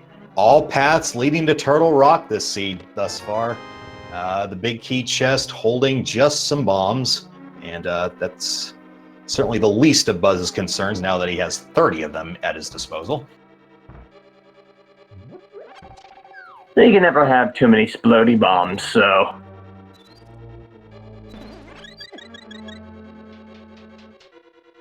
And Badger hitting the necessary sequence to enter Turtle Rock. And just a casting of Bombos away from starting his trek through the dungeon.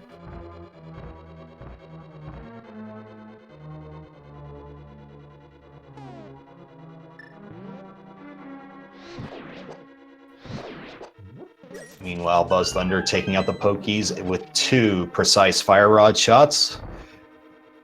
Best thing you can do on those Hokobokus. Absolutely. Now, Mimic Cave is not an option, but you do want to check the big key chest all the same because you need small keys in order to complete this.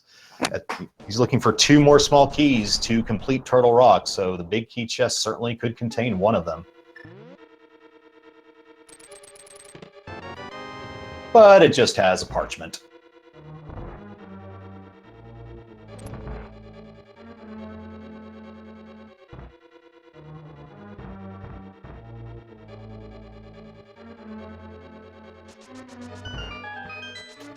So we are guaranteed for there to be a small key in this chest that Buzz will be collecting here shortly.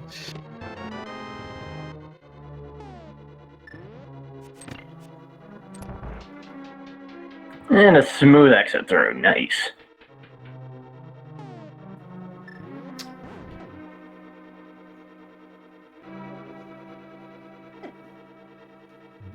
So the laser bridge will definitely contain one of the keys as well as likely a set of items. It's going to be exciting to see what they find. Absolutely. You think we're going to see a mirror or flute here in the near future?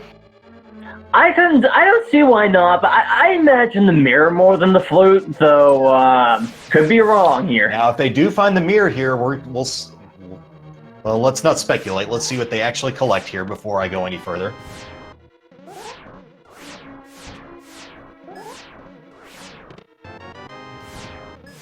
Good use of the mirror shield there. Absolutely. Final small key collected. And there it is! That is the mirror at the laser bridge. Now, what I was going to say, and what is now relevant now that the mirror has been collected, is will Buzz be mindful enough to go back and check the Mimic Cave now that he has the mirror at his possession? And that is also Ether collected, so no matter what, Meyer will not...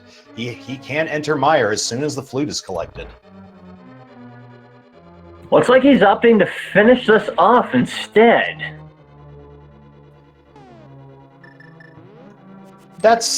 I'm not sure the time difference between going backtracking to Mimic Cave or just going straight back after beating Trinex. It's probably not that significant. We'll see what he does immediately after the Trinex fight.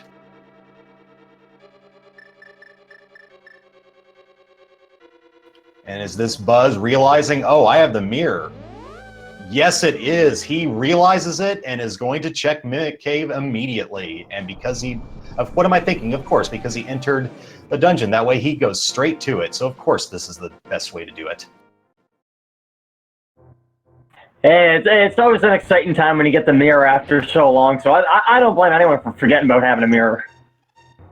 It's both a blessing and a curse because this only opens up that many more locations for the flute.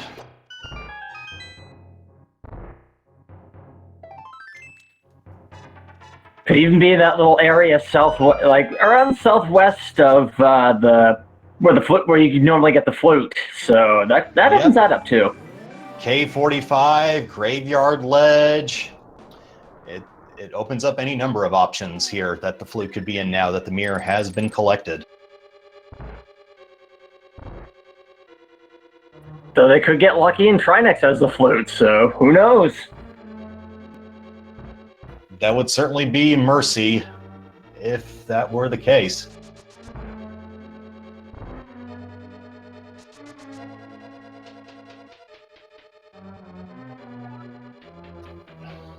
Buzz now revisiting.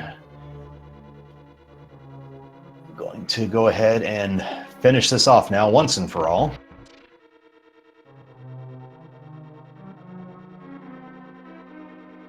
Badger able to go ahead and turn around and face that laser eye with little consequence with the mirror shield. Oh, BuzzThunder having some navigation issues here in the yeah, this can be a pretty tricky area to navigate if you're not careful. I've had my fair share of trip-ups on this, so...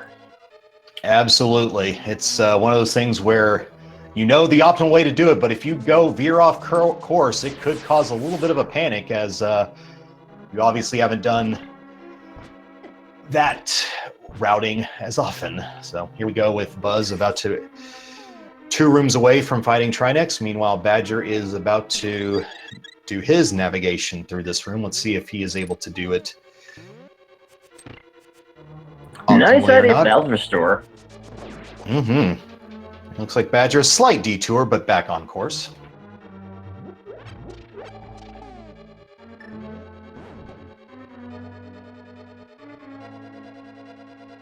And we've got Buzz entering the Trinex fight. Tempered Sword and most of his magic should not be a problem, but we shall see. And he wisely switches to Fire Rod before dispatching of the first head of Trinex.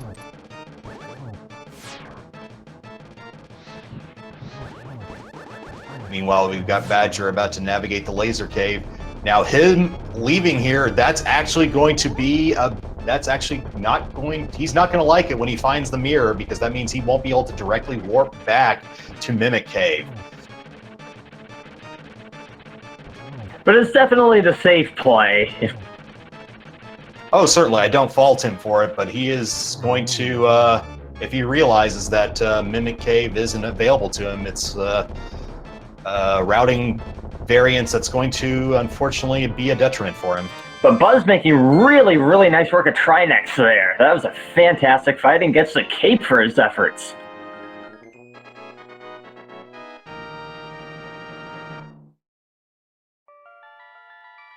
So both the Cane and Burner and Magic Cape. Let's see if Buzz takes a peek into Spike Cave now. No, he does not.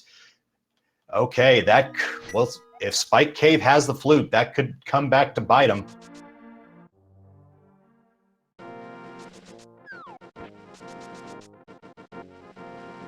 Well, let's see where he's going now. With the mirror in tow, it looks like he is going into Swamp, presumably. Done every other pendant dungeon, why not Swamp?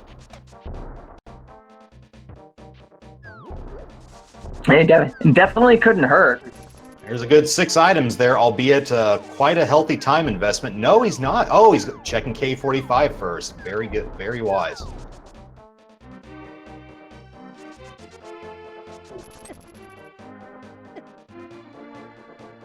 Definitely want to go with the path of least resistance there before you go into Swamp, because like you said, that left side is a healthy time investment. Absolutely, it is quite the gamble. Unfortunately, K45 is not going to be the solution to his woes. Now, is he going to get caught up? No, he is able to warp back with no issues. Badger doing pretty good here. This Trinex fight, though, I just had kind of moving around on him quite a bit. He has got to be very careful, though. He's on 1.5 hearts. Even with red mail, that does leave little room for error. 1 spin slot. Ooh, careful. 1 more hit should do the trick, and it does. Nicely done. That must have been very hair-raising there. And let's see what Bombo's tablet has. Now with the mirror, that is another option, and it is not the flute, it is another arrow upgrade.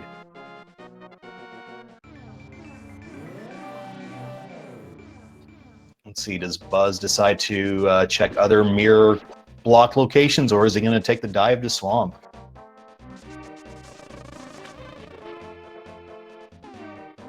It looks like Swamp it is. I'm going to be really curious to see if Spike Cave has what these players are looking for, because it looks like both players elected not to check Spike Cave, despite having the means to clear it with both the Cape and Berna and a healthy assortment of hearts at their disposal. Yeah, because I mean, getting Cannon Burna and the Cape right both from Turtle Rock there, that almost screams Spike Cave to me. Badger now checking King's Tomb, finding yet another red rupee for his efforts.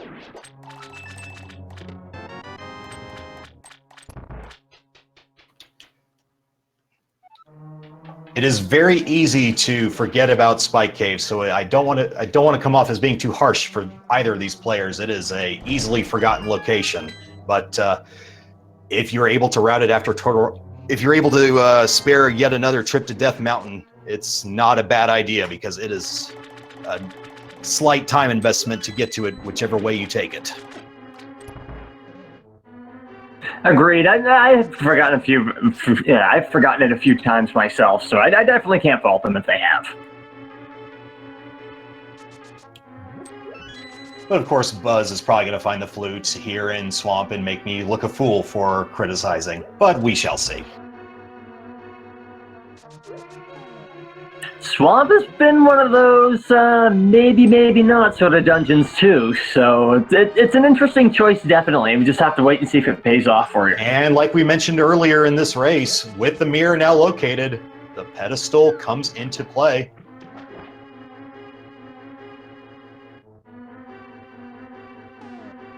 Neither of these players were able to check the pedestal spot while they were in Skull, as they did not have the mirror at the time, so we still do not know the contents of the pedestal at this juncture. True, and I don't believe they finished Pod either, so they'll have to go back into that if it does happen to be a pedestal seed. This is true. King Helmastor still lives, and there's the big key for Buzz there in the southern Swamp Palace room, so we can go ahead and quickly check that. But more bombs. And it looks like Buzz is going to go ahead and take a dive onto the left side. More of that trolling that this seed has been delighted to do in the late game. Both these players absolutely desperate for a flute. They don't care how, they just need it at this point. That is all that is preventing them, I believe, at this point from getting this seed over with. I would be rattled like that spike in this room here.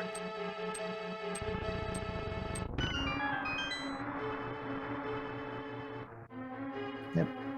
Just got to give yourself a little space.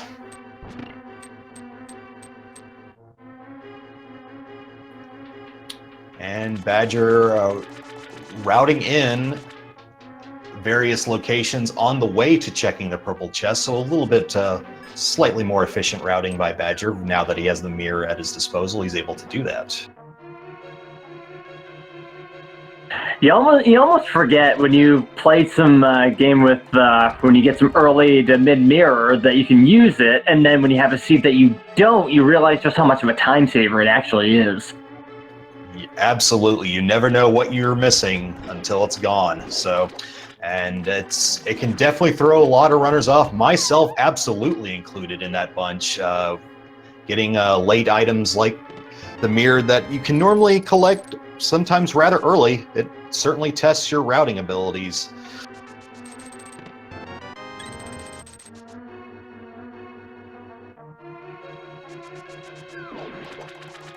And it doesn't look like anything of value found for Buzz thus far. He did get some health though, so a little bit more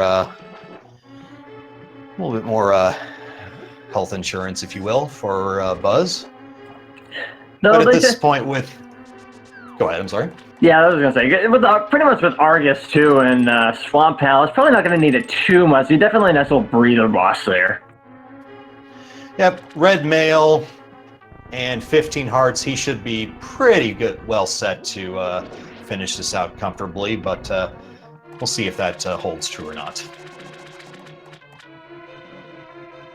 I think there's one other item that we also haven't seen that I don't think we've discussed at all, actually. The silver arrows. We haven't seen those yet either. Certainly not. Now, both players having the tempered sword, they would still be able to defeat Ganon, of course, but without the silvers. But it looks like we're gonna discover the contents of the pedestal here, thanks to Badger here in just a few moments. Meanwhile, Buzz is checking the final, and there it is. We have a flute, ladies and gentlemen, deep in Swamp, because of course it's in Swamp Palace. Why wouldn't it be? But we're gonna get our pedestal check anyway, like we hoped for. And it's just couch cash, unfortunately. So, Swamp being the right play on this one. Pendant Dungeons, a huge factor in this seed, and I do believe that means we have a go mode for Buzz. I'd say you're about right, and I think Meyer's going to be a quick run through, and then we just got to go to Ganon's Tower. Buzz quickly activating his flute with no time to spare, and he is going to immediately warp over to 6 and get Meyer out of the way so he can get to Ganon's Tower as soon as he can. And who can blame him? I mean, we've been looking for it for the better part of 2 hours now. Now it's interesting, Badger looks like he's going to take the dive into Swamp. The right play, well, it'll be curious to see if he goes and immediately checks left side or if he goes straight for Argus. As we've just learned from Buzz's feed, going for Argus will be the way to do it. Of course, there's no way for Badger to know that ahead of time, but that may be a routing variance that could tighten the gap.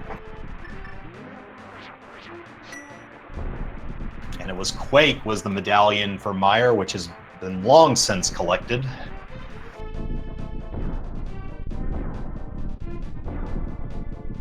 And Bird does not seem to... Bird seems to want to tag along too.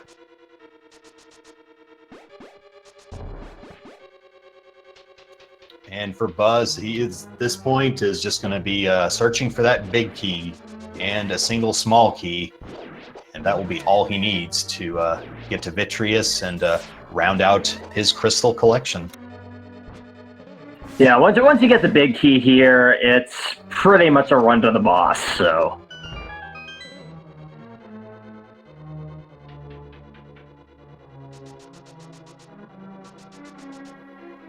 Certainly, the lesser time spent in Meyer, the better. Yeah, you definitely don't want to have to go find the vanilla big key location as be, oh hey, there's an item I need.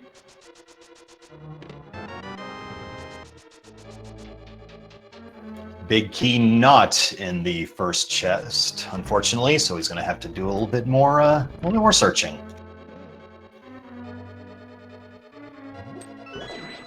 Meanwhile, Badger about to come across to the fork in the routing here. Will he go left side, or will he go straight for the Argus locations? And Buzz just finding a mushroom, which at this point, totally invalid.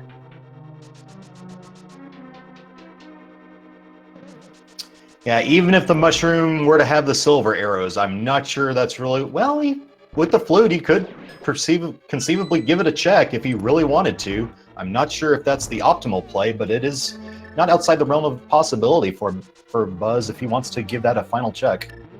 Yeah, if at this point, though, he feels like, it's getting a little bit close, he might opt to skip it, but it certainly could be a good call either way. Badger will be opting to check the left side first.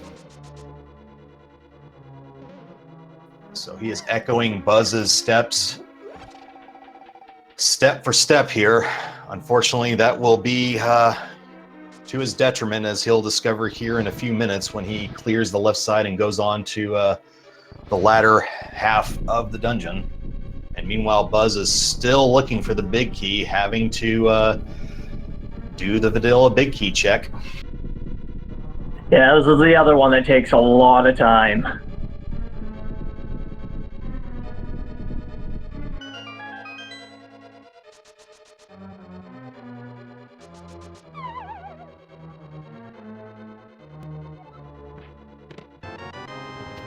And what do you know? A vanilla big key.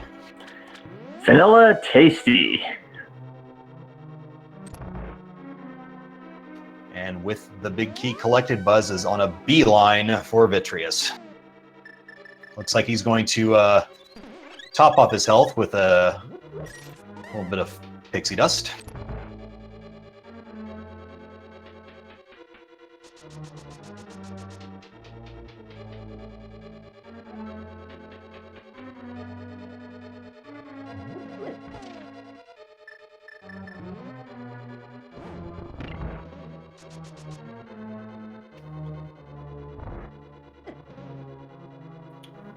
We'll see shortly how BuzzThunder handles the Vitreous fight. He does have enough arrows if he wants to use the bow for Vitreous, or if he wants to employ some other more advanced techniques. But that's the thing I like about Vitreous. There's a few different really cool-looking strats that you can use to take care of all the other eyes in the first phase. So it'll be interesting to see which one he's going to use, because they all look pretty cool. Absolutely. I've seen cape and spin, I've seen dash strats, all kinds of fun stuff. Heck, he has enough bombs if he really wanted to do that. Now, Badger he didn't get that key initially, so he's collecting it now so he can get to the back of Swamp Palace, where he'll be pleased to find the item he's been looking for Lord knows how long now at this point. About an hour, 51 minutes. Yeah, I suppose. There's only 2 clocks ticking up in front of me. And it looks like Buzz is just going to take out all of his aggression on Vitreous with a series of rapid sword slashes. You can just pretend that Vitreous is the very trolly seed here and get out some anger. I like it, cathartic.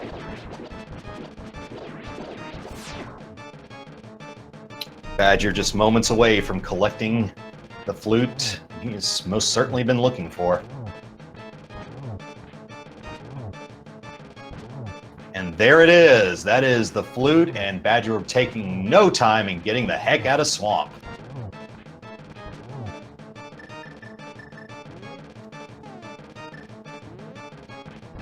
That is, unfortunately, while the bee is there, a swag bee, if you will. And a nickel for his efforts. So that is the 7th and final crystal from Buzz. He will immediately be on his way to Ganon's Tower, finishing up at 1 hour, 52 minutes, and 40 seconds for his second crystal. Try and keep that in, try and remember that to see the time difference between he and Badger. But then the one other thing, too, that we got to think about is Ganon's Tower has been known as the Great Equalizer, because we never know where that big key is going to be, is it? And it looks like Buzz is going to go ahead and get some potions at least. Now, whether he goes ahead and turns in his mushroom or not is yet to be determined. But definitely going to collect some safety potions here. And that likely is why he released the bee in the Vitreous fight, because he knew this is what his next move was going to be. Buzz foregoing the mushroom and going straight to Death Mountain. So, you gotta wonder, what chest do you think that the big key is gonna be in this time? That's a wonderful question. Feel free to give out your responses in the chat if you would like to participate. It can be in, I believe, 22 locations if memory serves. So 20. We'll see. I could be miscounting that. It's been a while since I recall the number. I think it's 23 if I'm not mistaken. Whichever. Hopefully that doesn't matter, that these runners will find it much sooner than that, but we shall see. Whether Buzz decides to go left, right, tile room, who knows? I'm gonna get a guess in, and I'm gonna pick my favorite number. We'll say 3. We'll see if the seed has a bit of mercy in it. All right, I'll throw a number in the hat. Let's go with chest number 9 on my end. We'll see what happens, though.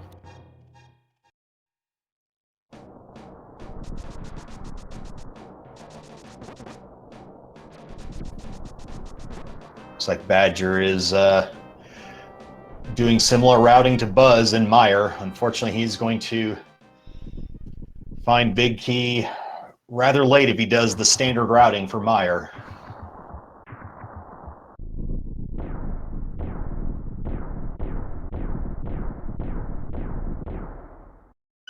And mushroom for badger. Absolutely. Oh, snake, it's a snake. Anyways, we have BuzzThunder entering Ganon's Tower at the 1 hour and 55-minute mark.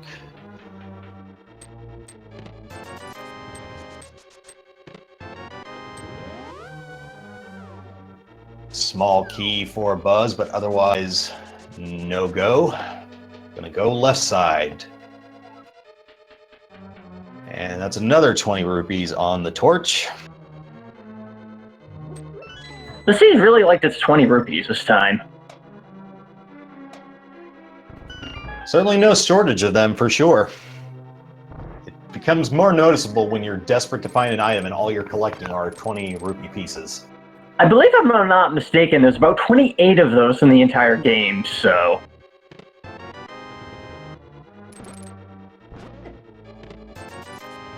And I believe that's all 4 bottles collected, if I'm recalling correctly, all 4 of them containing bees. So that's certainly an interesting anomaly there. This seems like to collect insects too, I guess. I don't know. All right, Buzz is now onto his 8th chest of Ganon's Tower, while Badger is navigating Meyer, and he is electing to check this chest before the vanilla big key. He is going to be disappointed to find the big key in its standard location. Always a bummer in the randomizer runs when you gotta find it in vanilla, because that takes so long.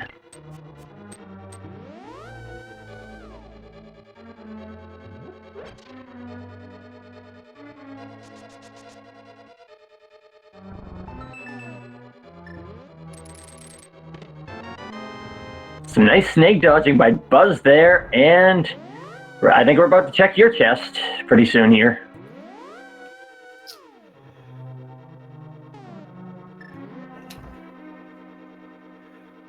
Regardless, Randomizer Room is the next item on the agenda for BuzzThunder's Ganon's Tower sweep.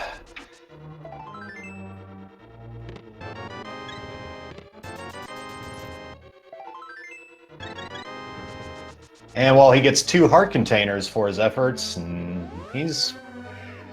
health is probably the least of his concerns at this point. Yeah, you got the red mail, you got a lot of hearts. Not a lot to worry about at the moment. Even with 2 potions for the absolute safety, so...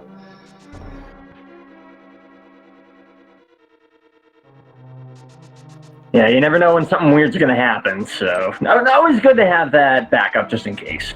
Certainly. And as we give a good hello to Bob, we see what chest he holds. And another key at Bob's chest. So we're going to have an Armos refight here, and afterwards we're going to have the 3 chests behind them, and failing those, we're going to be relegated to the right side. That could give Badger a little time to catch up in that regard too, but... It's a question on whether Badger feels that he's behind and needs to take a gamble or not. Exactly, because that left side isn't as big of a payout, so...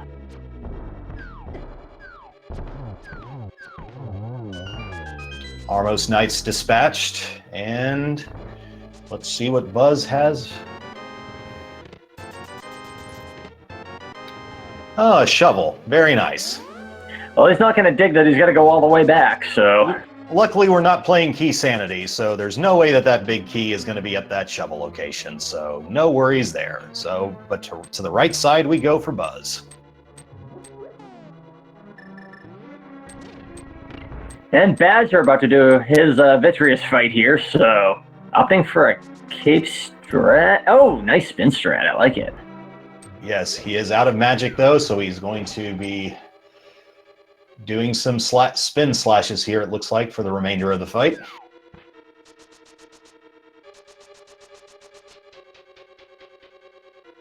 Looks like Badger not comfortable with the trick to take damage at the in the muck and then immediately using your iframes to do a spin slash.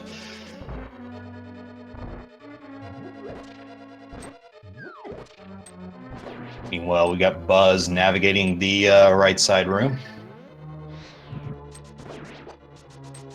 Definitely the never fun to fill the to light the torches room.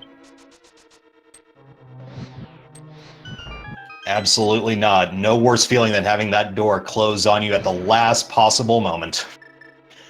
And Vitreous is dispatched for Badger at 2 hours and 40 seconds, so that's about an 8-minute differential, if I'm recalling correctly, between the Vitreous kills between these two players. Yeah, that sounds about right.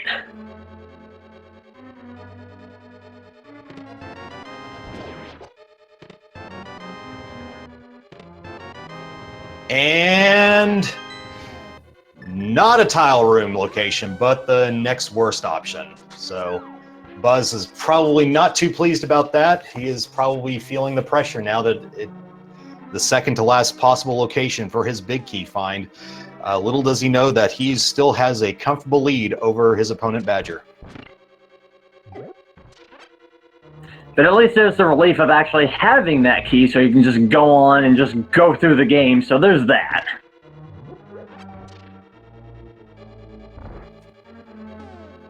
Badger now making his ascent to Ganon's tower.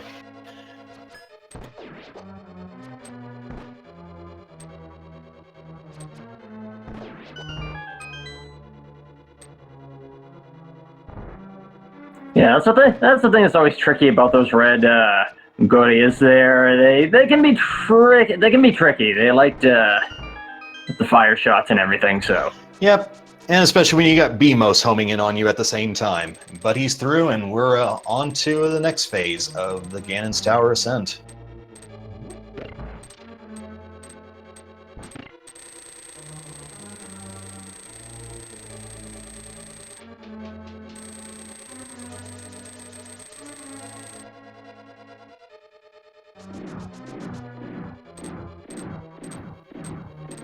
And Buzz navigating the cannonball quite well and is on his way to the gauntlet.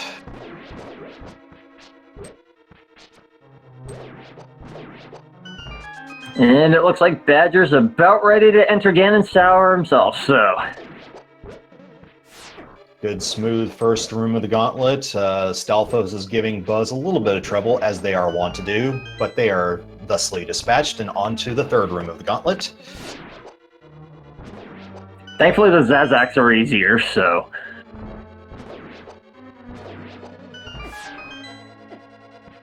Oh. Buzz dispatching the enemies in that room quickly, but taking a little bit of a damage on his way out. Yeah, that ice is never really fun to walk on. And let's see, Badger not electing to go right side, it looks like. He is going to go left side, and that is unfortunately not going to gain him any time. Nice spin slash on the Landless refight for Buzz. Great placement there. I like that. Wow. Two triangular placements of the Landless. Very nicely done for Buzz. That worked out great for him. I believe that was due to him. He did go ahead and get the fairy, so that did cause the Landless to spawn all together.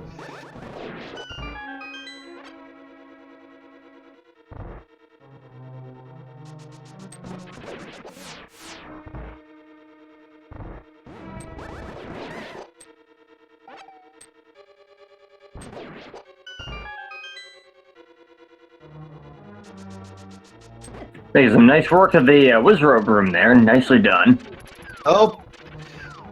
Oh, barely avoiding taking a dive in the falling pathway. Lucky those conveyor belts are there, because they're not usually in the other rooms, so...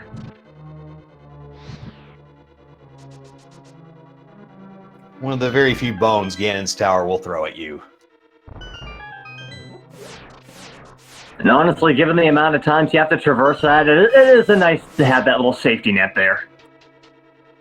No question. So Buzz is well on his way to reaching the second Agnum, or Aga 2 rather, the first time they will face Agnum in the seed, of course. Now Buzz, desperate to find some silver arrows, not finding them in those two chests.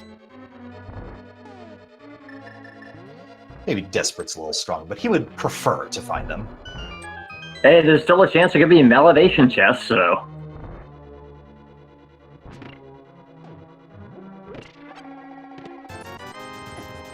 There still is hope.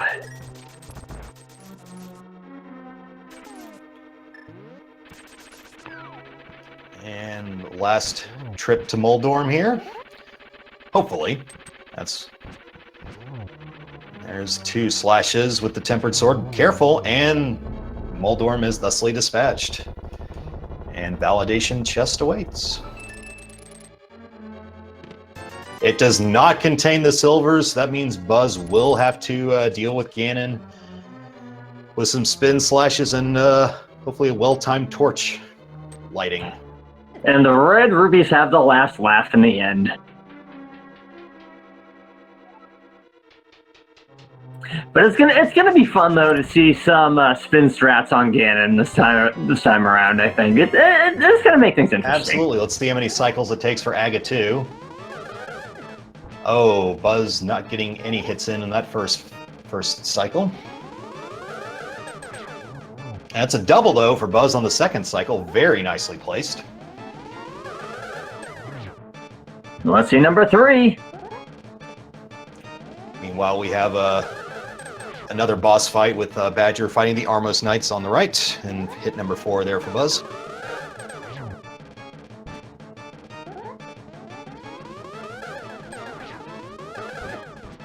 Buzz just wide left of that final hit. Maybe this will be the trick.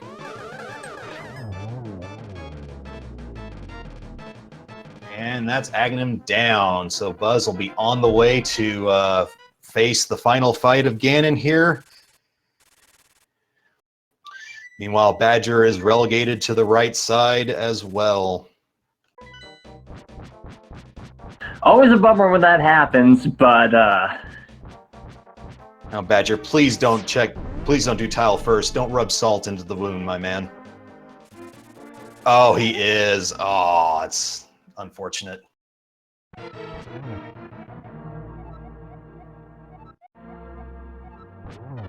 Meanwhile, we have BuzzThunder starting his Ganon fight here. Just a Ganon defeat away from taking the victory here in week 1.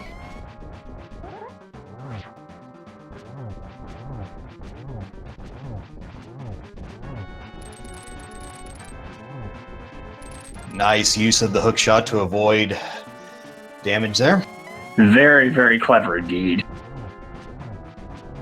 And that should be enough hits to clear phase 2.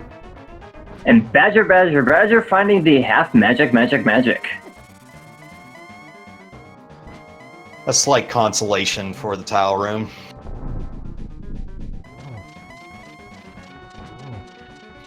Now we get to see how well Buzz can do Silverless Ganon. And find out what them arrows were. Absolutely. I'm thinking Graveyard Ledge, perhaps. I want to think Argus. King Helma as well.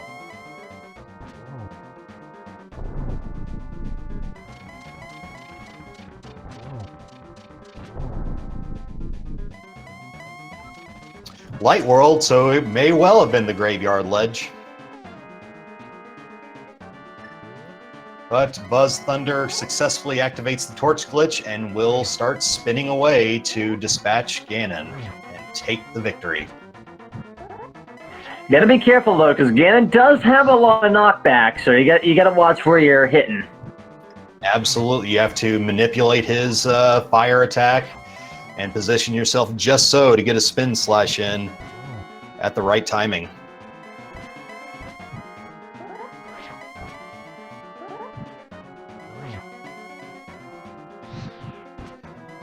Buzz using the fire rod, he needs to be conscious of his magic if he is requires additional cycles to complete this.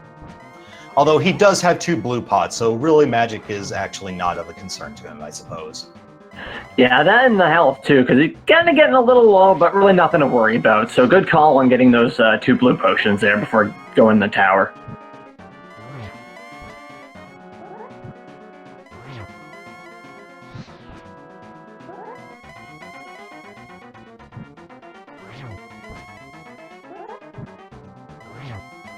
Just a few more well-timed spin slashes for Buzz, and he will take the match. And Ganon is down. Well done by BuzzThunder. Congratulations to him. He will take this week 1 match between badg3rbadg3rbadg3r and he, with a time just under 2 hours and 11 minutes. Definitely well done by Buzz, but definitely Badger too. I've been really impressed by him. I think he said earlier that this is his first race, if I'm not mistaken. I believe so. A very admirable effort for a first race, and this was certainly a very rude seed to have your first race in. So certainly feel for him there, but absolutely, he has nothing to be ashamed of with his performance. Absolutely not. I mean, both Buzz and Badger have been really, really impressive, and I've been impressed with the skill. So to me, there's no real losers here. There's only winners of this one. 100% agree with that.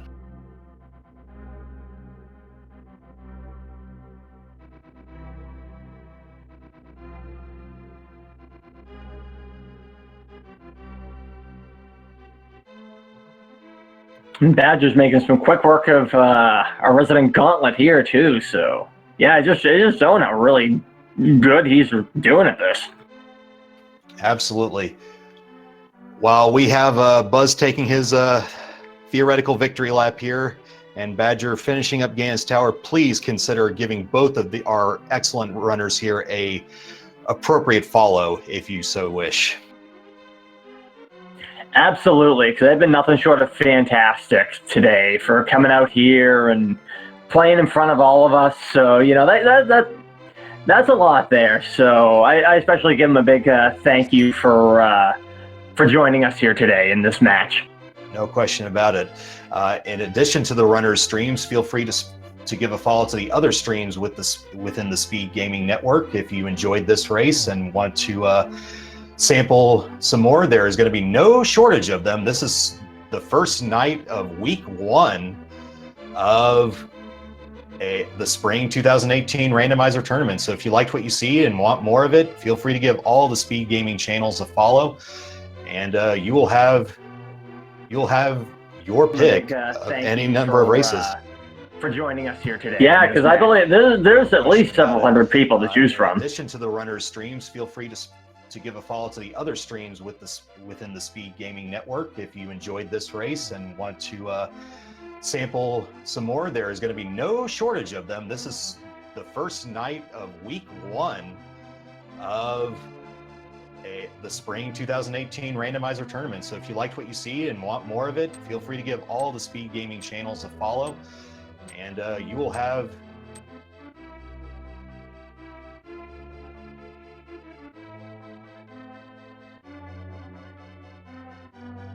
to the runners' streams. Feel free to give a follow to the other streams with this.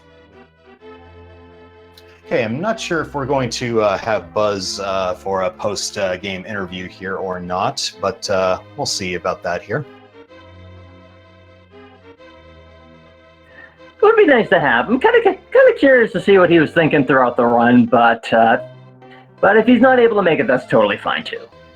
It might be rather late, so maybe asking him in an interview this late may be a hard sell, but we'll see what we can do.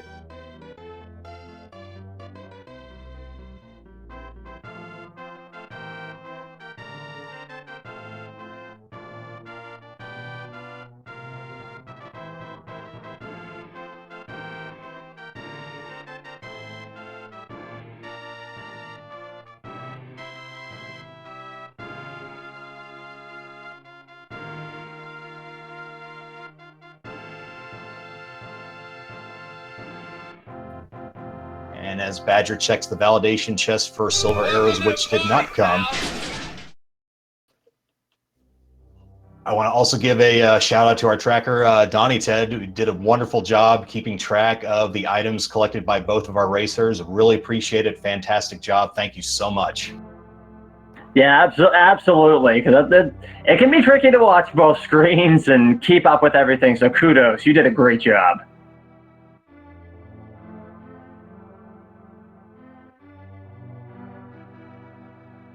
All right, let's see if Badger can handle Aga 2 with a little bit more efficiency. And as Badger looking good.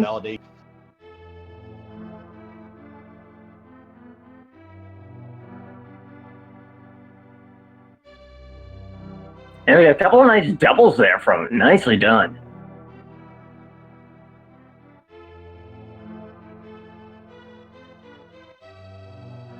Nice short work and some spin taunting.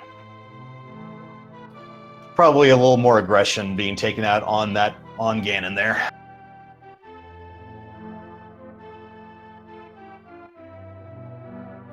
Make sure to save some of that strength for chopping Ganon there.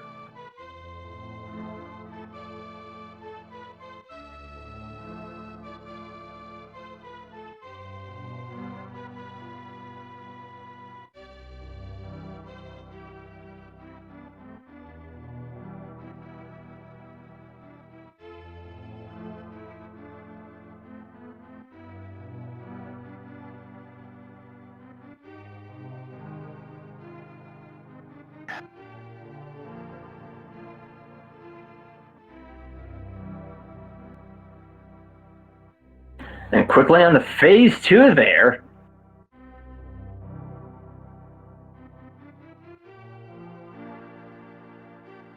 Oh, some nice dodging there. Absolutely. Now, I don't believe that Badger went and got blue potions, so it's going to have a little bit less room to work with here. But it seems like that hasn't been an issue for him so far, so... Yep, the more threatening portions of the Ganon fight have been completed by Badger. It's just a matter of rounding out the fight.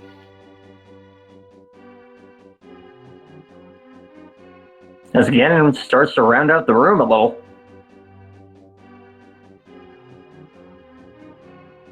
Absolutely not.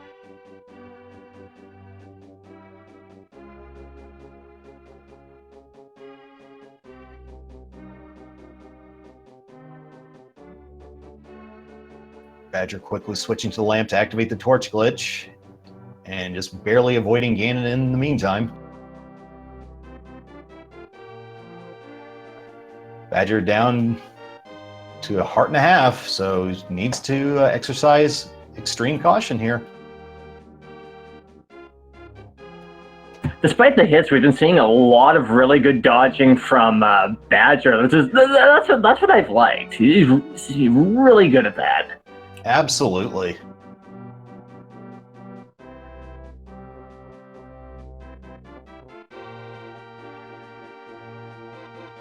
I'd be curious to ask if he plays any shmups.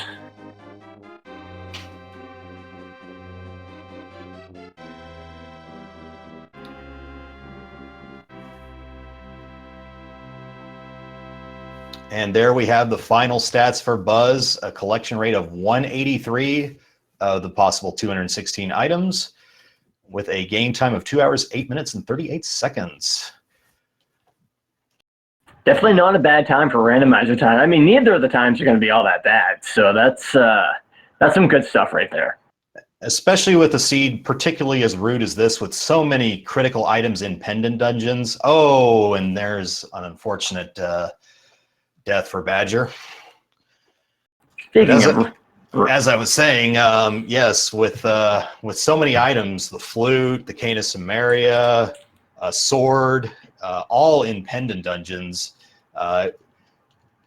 getting under 2 hours for this seed is a very tall order, and both of these times, very respectable. Absolutely, and with the seed being so blatantly rude as like pick its nose in front of these people, it's like, wow.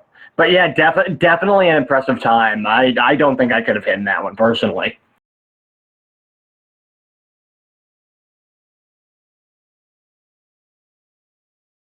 Looking back, as Badger hopefully is on the way to dispatching Ganon to finish his race here, I have to think that the deaths both to Blind and to Mothula by Badger were a big difference here. Buzz did find the Cane of Samaria and a Tempered Sword much sooner than Badger as well, but having to spend all that time going through those dungeons and doing those fights more than once certainly did not help Badger's chances here. No, unfortunately not. And with Skullwoods, as quick of a dungeon as it is, it's always the gauntlet to go back through Mothula to fight Mothula each time. So that does take a chunk of time out. And Badger at the time with a very, very gutsy play of trying to do Blind Swordless. It did not work out for him, but I got to applaud him for having the gumption to even attempt that. That's something that even I would not be willing to do. Yeah, absolutely not. I would have been. There's been many a times when on my own personal runs when I've had that option and I was like, nope. So having the guts to do that with the hammer, much less coming that close too. That again, that was really impressive to me. I think we're going to be seeing a lot of good from both of these players. I mean, I spoke strongly at Badger, but Buzz as well. I think we're going to see some really good stuff from these two runners in the future. We shall see what their future matches have in store for them. But yeah, both of these runners showing some skills here to possibly make a run in this. Unfortunately, as I say that, Badger falling a second time to Ganon. Hope maybe the third time's the charm for him. Hey, you know what? Sometimes Ganon can very much be a troll in himself because he can be an equalizer if you're not careful. But of course, we know Badger's been careful. But having those potions too, you think he might go back and get the potions after if this doesn't pan out this time, or perhaps after strike 3, if it comes to that. It's certainly it's not what you want to do, but sometimes you just have to resign yourself to accepting your fate and doing what needs to be done to complete your seed. Yeah, because Ganon's not always the easiest character, especially when you're starting off with about like half your heart's missing.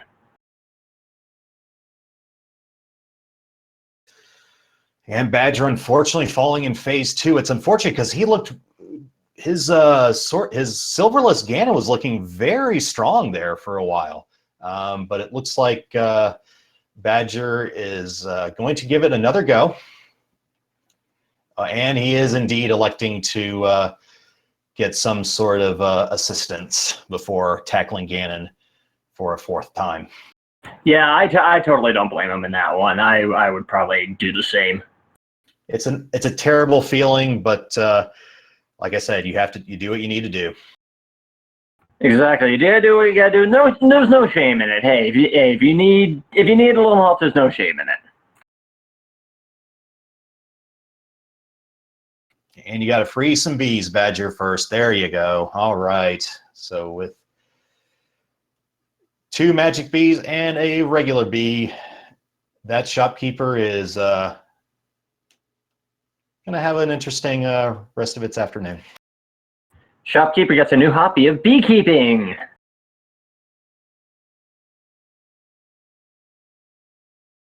Never too late to learn a new hobby. Certainly not. Maybe add a dash of honey into your potion mixture. Who knows? All right. And Badger is going to be returning to his warp point to give Ganon yet another go.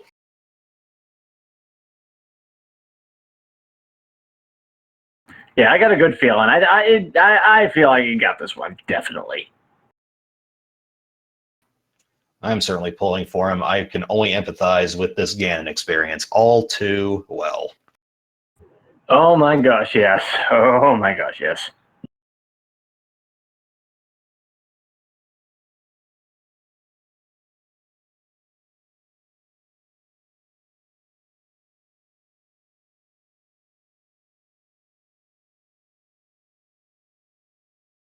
Driving away's other self must have been in the wrong car at the time. All right, let's see if Badger can avoid taking more damage than he needs to in phase 2. That seemed to be his downfall in his previous attempts. But coming in with full health, full potions, that shouldn't be too big of a factor as long as he's keeping an eye on his health. And that is probably the worst possible location to spawn unless you know how to do the fancy strats with Ganon there. Down to 1 heart, and he's going to definitely quaff that potion.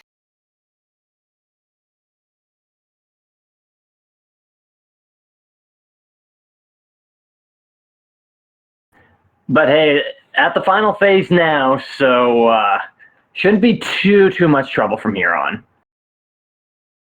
Just got to avoid an untimely fall.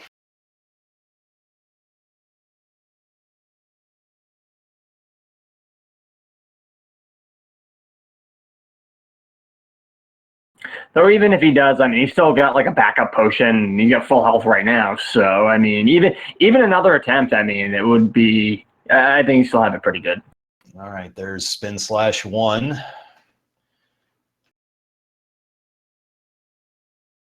Not sure if that second one registered or not. About how many are we looking for, roughly? I believe 12, if memory serves. I could be wrong, though.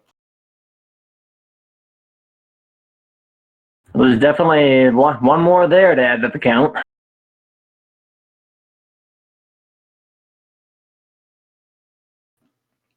I believe if I'm remembering my damages, it's 16 Master Sword, 12 Tempered, 8 Golden Sword, but don't quote me on that.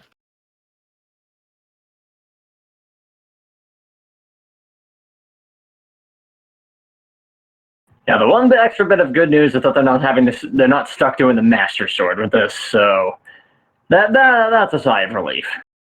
Yeah, and given where the swords were located, we never found the 4th sword, but the 3rd sword being deep in a pendant dungeon, Master Sword, there's definitely Master Sword Ganon was definitely possible here.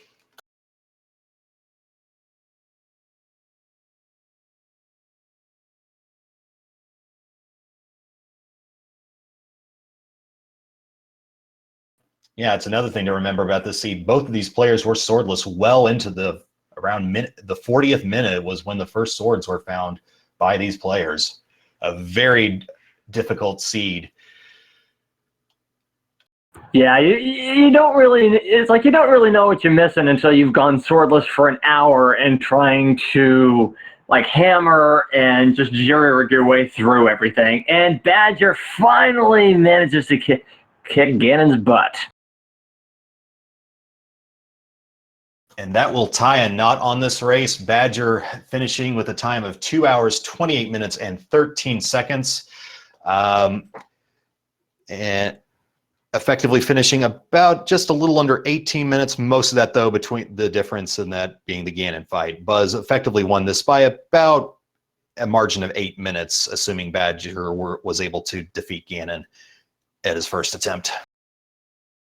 But they were still pretty neck and neck for a good long time in there. So, you know, despite the time difference, it was really close still. It was really exciting to watch. And, you know, it's funny. I remember I said this seed was going to be interesting at the beginning. And I don't know. Do you think my prediction came true? I would say so. It definitely had its idiosyncrasies for sure. Swords difficult to find. A buried mirror leading to a buried flute in Swamp Palace. Yeah, I would say the seed definitely had its quirks.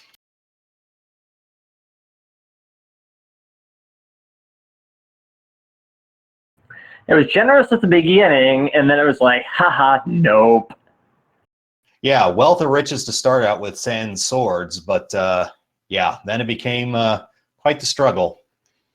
It doesn't look like we're going to be joined by any of our runners here. It doesn't look like. So as Badger lifts the Triforce once and for all, it looks like we're going to be calling going to be putting the finishing touches on this one.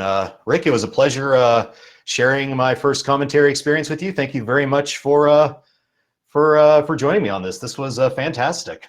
Absolutely, and thanks for joining me on the first one, CD. It's been such a pleasure to do this with you, and I hope we can do this again in the future. I'm looking forward to it. And once again, everyone, if you're still with us, feel free to give the Speed Gaming Networks their appropriate follows if you would like to see more of this, and as well as the link to the past Randomizer channels as well. That's going to do it from me. I am CDV. That was the other Rick Fox, and I wish everyone a wonderful night, afternoon, wherever you may find yourselves, and thank you very much. Thanks for stopping by, and y'all have a great evening or whatever it may be for you. Thanks for stopping by.